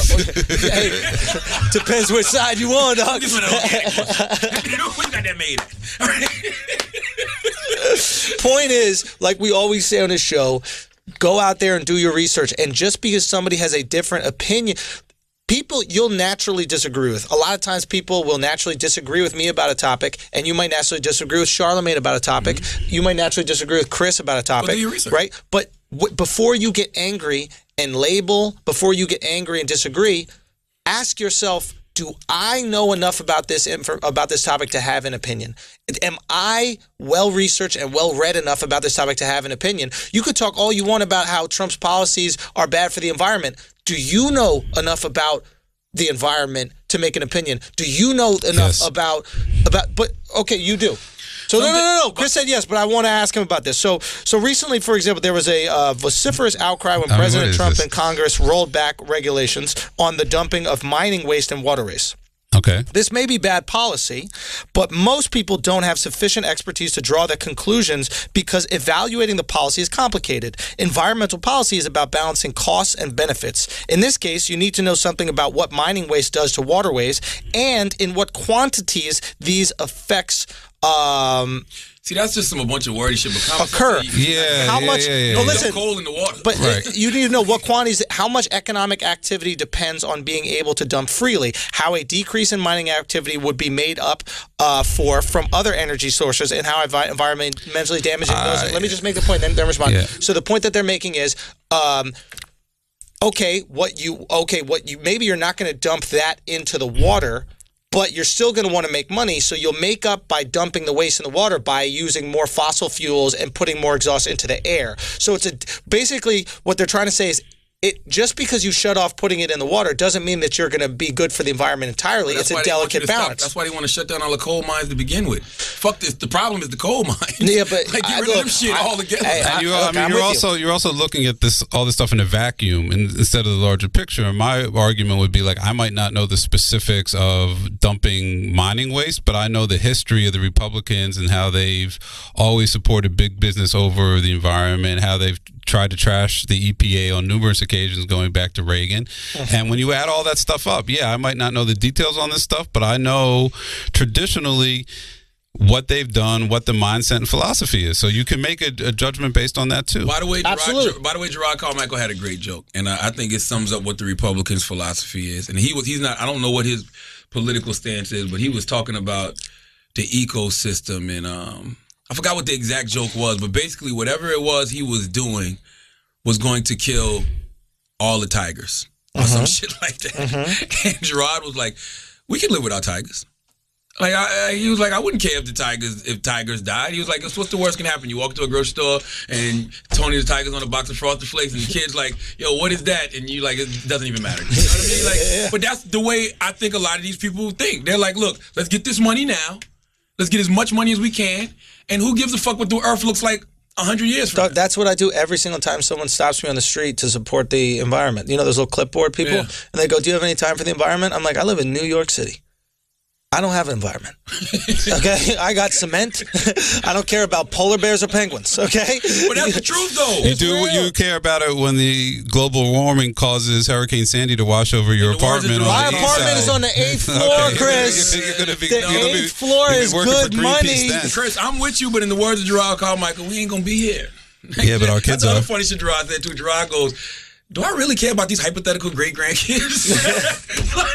I don't even have kids yet. But that is the mentality of a lot of people. I feel like we should take care of the earth because I feel like if you're good to the earth will be good to you. That's what I learned growing up in the South. You know, when my parents were teaching me how to, plant and all of that. Like, be good to the earth will be good to you. Don't motherfucking litter because this is your neighborhood. You don't want your neighborhood to look trashy. Right. Like, simple. That. This don't even got nothing to do with the environment, I guess. This is just how I was brought up. Like, we come from the earth, so treat the earth good because that's what you're going to return. Like, so all that other shit, I don't fucking know, man. Well, you know what I know is I'm very thankful for Squarespace. Absolutely. I really am, Charlamagne. Are you thankful for Squarespace too? I'm thankful for them supporting this week's episode of Brilliant Idiots. You can count on Squarespace to help you to create an eye-catching online platform, no matter what your next big idea might be. Squarespace gives you everything you need to look like an expert right from the start, including a custom domain. With Squarespace's award-winning templates, creating a beautiful website is a simple and intuitive process. Add and arrange your content with the click of a mouse, and there's nothing to install, patch, or upgrade ever. You know what? You're 100% right. But if you do come across the occasional bump in the road, Squarespace's award-winning 24/7 customer support can help you with any problem, no matter how technical or trivial it seems. Just think of them as your very own IT department. So make your next move and start your free trial at squarespace.com today. Enter the offer code IDIOT to get 10% off your first purchase plus a free domain. That's the offer code IDIOT at squarespace.com. Bring your big ideas to life with Squarespace. Yeah, I got a long day today. I got to go. I'm going to do Complex. I'm going to do the Hot Wing show. Sick. Yeah, I'm going to do that. And then I got to go to Dr. Oz. Ask Dr. Oz about some heart surgery for me. I got to get Dr. Oz on Brilliant Idiots, man. Dr. Oz be showing a lot of love. Man, let's do it. Let's have him on next week. Ask him. So I want to do that. And you know what? Speaking of that, like somebody just tweeted me. They retweeted me and they said I should get this guy a donkey today. And I've been seeing a lot of people say this. I don't know who this dude is, but a lot of people are saying healthcare is not a human right. Not in this day and age. I hate that. And the reason I hate that is because, yes, as human beings, we should take care of other human beings. Like, if you saw somebody walking here bleeding right now, your first instinct would be to call 911 or tell them put something on that shit, like something. Like you'd be thinking you want to help. Yeah. Like, you know what I mean? So I'm like, I don't see how you can be in these positions of power in public service where you're like a doctor or, a nurse, and you deny somebody, their right to be better or more healthy because you're not getting paid for it. Like, that's not the human way. I don't like that's when all of our instincts have been like dulled. Like, we're how do you get numb to that kind of How shit? do you tell 24 million people, sorry, you can't have health care? That's what's happening now. Like, so that's another thing that's wrong. Like, no, that's not wrong. No, it is wrong. They asked Sean Spicer yesterday. What's wrong about Paul Ryan. Who was they talking to? It was Paul Ryan and Sean Spicer. And they said to Paul, they was like, look, 20 million people, a bunch of people are going to lose their health care. And Paul basically shrugged his shoulders like, I'm sure some people are going to lose their health care. I'm like, huh? No. So there's an in-depth article about the disaster that Trump Care is going to be, or Ryan Care, whatever you talk about. And it's on cato.org, cato.org. If you want to read it, I started getting into it. I haven't finished yet. It is very long. It goes through every little thing. This thing is a fucking train wreck. And people are going to lose their health care. Here's the thing. The system's a train wreck to start with. Let me explain. Be clear. Yeah. Obamacare is not perfect by any means. So they need to fix Obamacare, right? The problem is they're not fixing it. They're keeping all the fucked up shit about Obamacare and then adding more fucked up shit. So this idea that Charlamagne told you that was going to happen. Bro, this idea that 24 million people are going to lose their health insurance, that's not the issue. The premiums aren't going to go down. More people are going to sign up. This is going to take, I'm going to give you a very, again, like we were just talking about, I don't know the nuances of this shit well because I was just started reading it, but this is going to take years to implement because you can't kick people off right away, and it's going to kind of punish people who aren't signing up immediately, kind of like what Obamacare did. Dude, it's... Except who you're paying now, the insurance companies. That's the killer. Aren't the premiums going up, though? Dude, Obamacare's premiums are already going up, but what they're trying to make the argument is that the premiums are going down. Once you read this, it's frightening. Reading this article is frightening, and I'll tell you why it's frightening. Because the people involved in this bill can't... Just like we were talking about, they aren't even educated enough in healthcare and how it costs money to be putting this bill out there in the fucking first place. These politicians aren't experts on healthcare. You think Donald Trump? Hold on. You think Donald Trump read that goddamn new healthcare act? None of them, son. That big ass binder that Paul Ryan held up. I bet he didn't even read. I bet he didn't even read this review on it, dude. It is a train wreck waiting to happen. This is why everybody needs to be concerned. The fact that Trump doesn't want his name on the bill, that he's not out there calling that shit Trump. Ryan Care now, huh? This motherfucker has put his name on every goddamn thing he's ever owned. Maybe that means it will work. You got Trump steaks, you got Trump hotels, you got Trump wine, Trump vodka. He puts his name on everything. Ties. He don't want to put his name on a goddamn healthcare bill. Donald Trump doesn't want to be responsible for you being healthy. This shit is fucked up, bro. And this is his history. This is his track record. He talks a good game. This is going to be beautiful. This is going to be huge. This is going to be the most beautifulest thing. It's going to be incredible. And then look at Atlantic City. That's all I got to say. That is what Atlantic City is. Trump healthcare or Obamacare. You're 100% right. That is what's good. Abandoned buildings, tumbleweed coming down the boardwalk. Atlantic City is your healthcare. That is what it's going to look like. God damn, can I at least have my healthcare look like Vegas? Shit, not even. Not if Trump's doing it. Okay, before we go, one last thing I want to talk about. Okay. MVP race in NBA. There are two names that are put out there. Harden and Russell Westbrook. I think the MVP is neither. Kawhi? I don't even think it's Kawhi. Okay.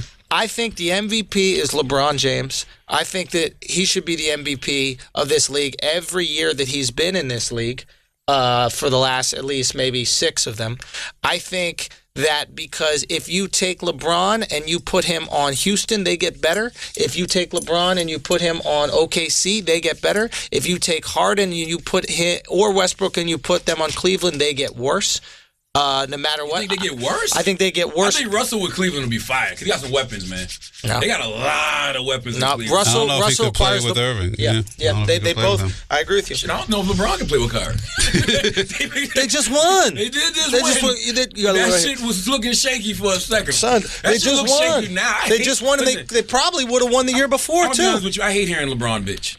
I really do. Sure. Because he got so much around him. He gets what he wants when he wants. He got Deron Williams on his team now. He got Bogut. Like LeBron gets what he wants when he wants. But he's exercising his black privilege, bro. I'm not mad at him. But I'm like, I hate hearing him bitch. It's like, first of all, this is what I think LeBron doesn't understand sometimes. It's ebbs and flows, baby.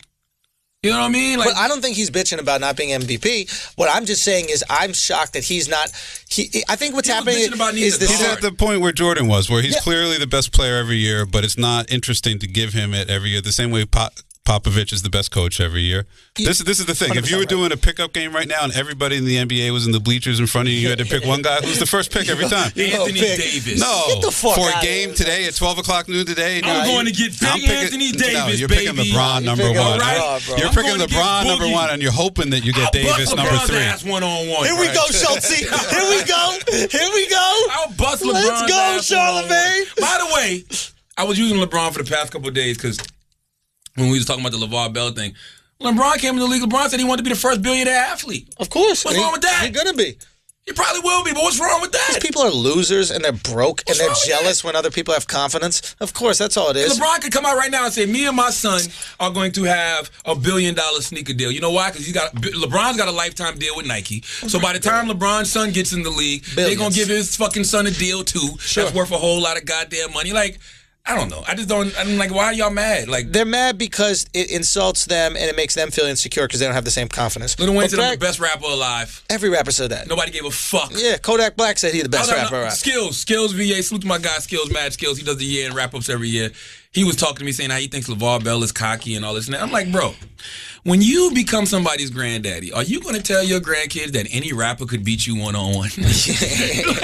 And he was like, You right. Yes. No, it's You're true. not gonna tell your grandkids. I don't give a fuck how much records Jay-Z sold, how much Eminem sold. Skills would look at, I'd bust his ass in a one-on-one battle though. Yeah, of course. Bars to bars. Like, Of course. come on, stop But it. Chris, I think you make the best point about it, which is it's like we're fatigued with LeBron being great. You know, Right, it's same like when thing- they had to give Nash the MVP a don't couple know if years. we're I forget fatigued. who was the best player in the think we league. take Was it it for probably Kobe? LeBron? It's like, you know, I don't think we're fatigued. I think we take it for granted. Well, I Same think thing. what happens it's very similar because what happened with Jordan was Karl Malone won 1 year, Barkley won one year. won 1 year. Jordan was still the best player. But here's the thing: you would never take Karl Malone or Barkley over Jordan. And the same thing with Popovich. It's like if you had the opportunity to get any coach on your team, you're going to take Popovich and you're going to take LeBron. Right. And it sucks that we're looking for reasons to not give it to you. It's like when Mayweather boxes somebody, right? You look for any round you can give to the other opponent because we're so used to Mayweather being dominant when we should have an objective view of the MVP. And the reality of the matter is when LeBron doesn't play on the Cavs, they fucking lose every single Makes game. no sense because you got Kyrie Irving, Kevin Love, Amon Shumpert, you got Deron Williams. Like they should have. You just named 2 players, to be honest. How many do you need? You just named 2 players. How many do you need?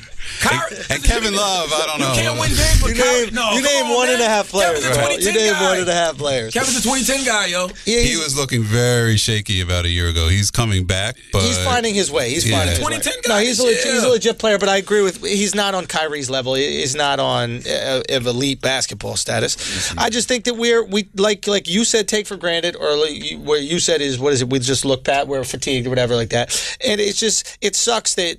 I mean, ultimately, it doesn't matter. LeBron's going to be fine. I just think it's crazy that he is. even basketball people, even the most objective basketball, analysts can't look at the situation and see, oh shit, no, LeBron is definitely the MVP here. It's not even a question. You don't think if LeBron wanted to put up a triple-double well, I every think night that's he the could? key. I think those other guys are actively gunning for the type of stats that are going to get attention. Like LeBron isn't gunning for that. Like he's trying to win. He's trying to set teammates up. He plays a team game, and that's not what's going to get you generally MVP in the conversation. By the way, he played the team game because he's had a team around him. Like, I But mean, he creates that culture.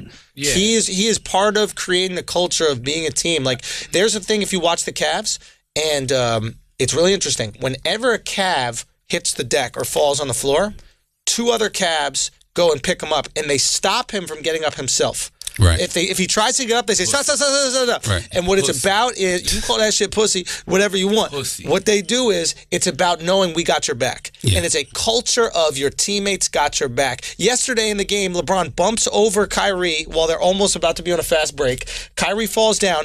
LeBron looks to see if the ball is close to him, knows it's close, grabs Kyrie, picks him up, then gets the ball and gets back on the break. It's a culture of being a team, and culture is important for winning. And that's why LeBron wins and Melo doesn't. And that's why LeBron wins and Harden doesn't. Melo and that's why doesn't LeBron wins and Westbrook been doesn't. On the team. Yes, he has. What team has Melo been on? He doesn't do anything with what he's given. He doesn't. Yeah, he really doesn't. He's not giving much. He got He's given Porzingis. enough. He's given Jesus enough. Christ. This team that they're on right now should be able to make the playoffs. This New York team. This Knicks Yeah, team, if you Derrick swap Rose. LeBron for Melo, is the number 1 seed in the East. No doubt. Hot take, but I agree 1,000%. No Swap doubt. Melo and LeBron, Knicks are the number 1 seed. Derrick Rose, LeBron, No, Fucking Porzingis. Chris yo.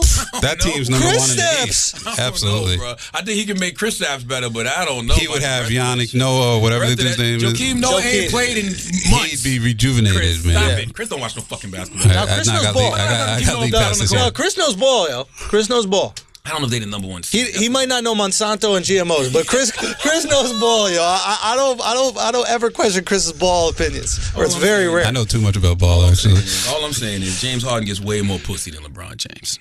That's all I'm saying. Okay. How you know that? Because he's single, right? How you know he's single? LeBron James? Yeah. I don't know if that matters in the NBA. Listen, you know the reason I have a theory. You know the reason Yeah, James. when does that ever matter? You know the reason James is balling out this year. Why? It was years where you would look on the blogs and all you see is James with another woman. James is out with Harry. He's out with Sierra. this chick. Sierra. This year, nothing. Quiet. Really? I think Chloe ruined him, man. I think playing one-on-one against Chloe in that goddamn bedroom, that big-ass body wore him out. He too tired to fuck girls? He's like, I got to leave this shit alone, He man. could still taste her on his Come beard. on, man. Listen, man. But hold on, doesn't she date the other dude on the team Tristan now? Thompson. And there's not, because that doesn't rip the team apart, because there was a whole... Oh, man, Tristan's on the Cavs. I thought you were just talking... Oh, you're talking about Harden. Gotcha. He thought you meant LeBron Yeah, James, yeah, I not misread James that. Harden. I don't give a fuck. I think. This is what I was going to say. I feel like the MVP race in every league, I think they do it wrong. And what I mean by that is I don't think they should give it out after the regular season. I think they should really wait until everything's done.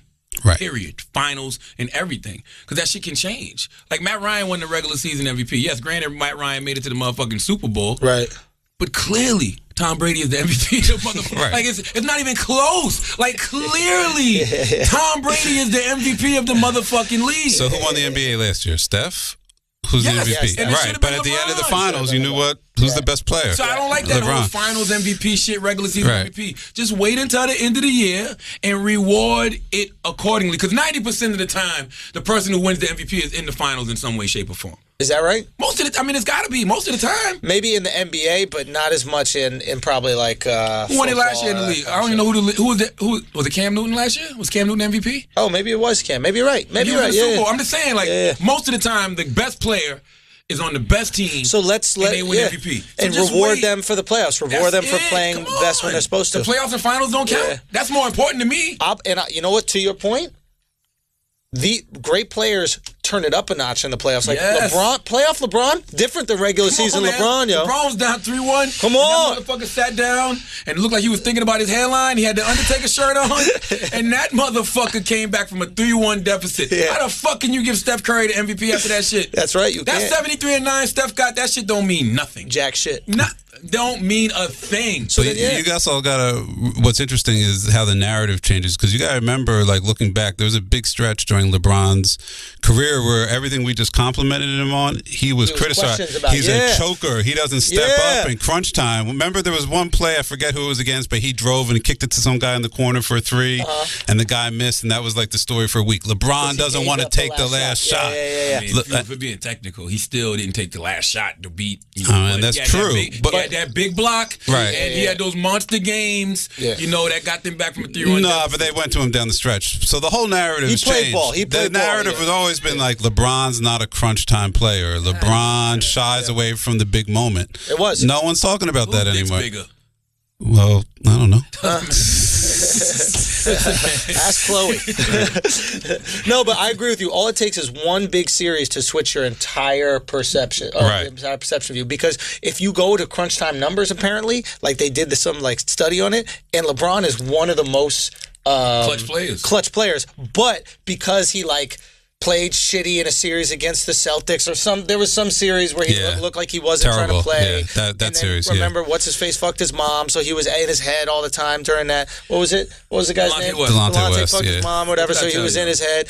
So, but What have I told y'all? What's What? that? All you need is one yes. Say what? I said, all you need is one yes. Nobody cares about all that bullshit. When Right. You, get You that just got to win once. You just got to win That's it. once. That's true. Nobody gives a fuck about that shit. Nobody Yeah. cares about what you lost against the Celtics and all that shit. Did you see that motherfucker against the Warriors? Guys? So then One think block. about that with Barnes & Noble. When you sell all these books and you're the #1 book and you got New York Times bestseller, it don't matter if you did the live talk at Fifth Avenue Nobody or gives you a did the fuck. live talk in 14th Street. Don't shun that opportunity to sell books in fucking Barnes & Noble. Son, I want to walk into Barnes & Noble and buy your book. I don't want to walk out to fucking Powerhouse Books in Brooklyn. I want to go to Barnes & Noble on The book's gonna 14th. be there. Charlemagne might not be there physically, but the book's gonna be there. Yo, man, if the Grove will have you, go to the Grove, man. If Like, they do the moderation, if they let me moderate, if What's they let the- me talk there. Everyone talks at their book signing. There's never been one of these book signings They're where telling me I can't talk, Chris. Have you been listening? No. What he's trying to say is you can talk. You're just not going to be on microphone. No. Like every book signing I've done, if it's not moderated with a host, right? All right. Let's say the last one I was talking about with Russell. The people lined up and he stood up in front of everybody and they gave him a mic and he kicked something for like 10 minutes and he did a Q&A for another 10, 15 minutes. They don't want me to do any of that, Chris. I have a hard time believing that. I got to be honest. That's what I'm telling you. I just had this discussion. They just told me that you can do the signings and walk up to everybody individually and shake their hand and speak to them. I said, you know what? That's a great idea. I just won't be doing that at Barnes & Noble's. Because I'm going to do that anyway. I'm going to talk to everybody any goddamn way. Right. But that don't even sound right. Like, do what Joel Osteen does. That's what they told me to do. What's he do? What does he do? They said he walks up to everybody and shakes their hand. Look, there are But some. probably after doing a moderated discussion. No, not everybody. Look, loudspeaker, bro. Stern doesn't do moderated discussions. Because Stern don't like people. Stern won't even shake your hand. True. What are you talking about? No, I'm Stern saying is a germaphobe. He don't even shake. Stern won't even shake people's hands. Is that really? That's a fact. He don't shake people's hands. What? Trump's the same way. Germaphobe. I don't know. He's a germaphobe. Pussy. Listen, that's all. Yo, that shit pussy, dog. I gotta get the fuck out of here. As always, if you listen to this podcast, you think we're smart, you think we're intelligent, you think we're brilliant, you're absolutely right. If you listen to this podcast and you think we're just a couple idiots who don't know shit, you're right too. Because it's the Brilliant Idiots Podcast. Thank you for listening. Peace. Thanks again to Fusion TVs, the AV Club, for sponsoring today's episode of Brilliant Idiots. Pop culture is everywhere, baby. According to non-existent studies, it's 83% of the things you consume, even more than oxygen. That's impossible. Non-existent studies. Oh, okay. Exactly. What the fuck? Exactly. See what I'm saying? See how words are fluid. Every word means something. You're right. You're absolutely right. You're absolutely right. All I saw was that last little. It's 83% of the things you consume, even more than oxygen. Get the fuck out of here. Totally disregarded the non-existent studies. At the acclaimed pop culture website, the AV Club, it's all they ever want to talk about, and now they're coming to TV. Hosted by John Teddy, the AV Club is a weekly deep dive that illuminates all the fun, strange corners of pop culture. The AV Club airs Thursdays at 9 p.m. Eastern on Fusion TV.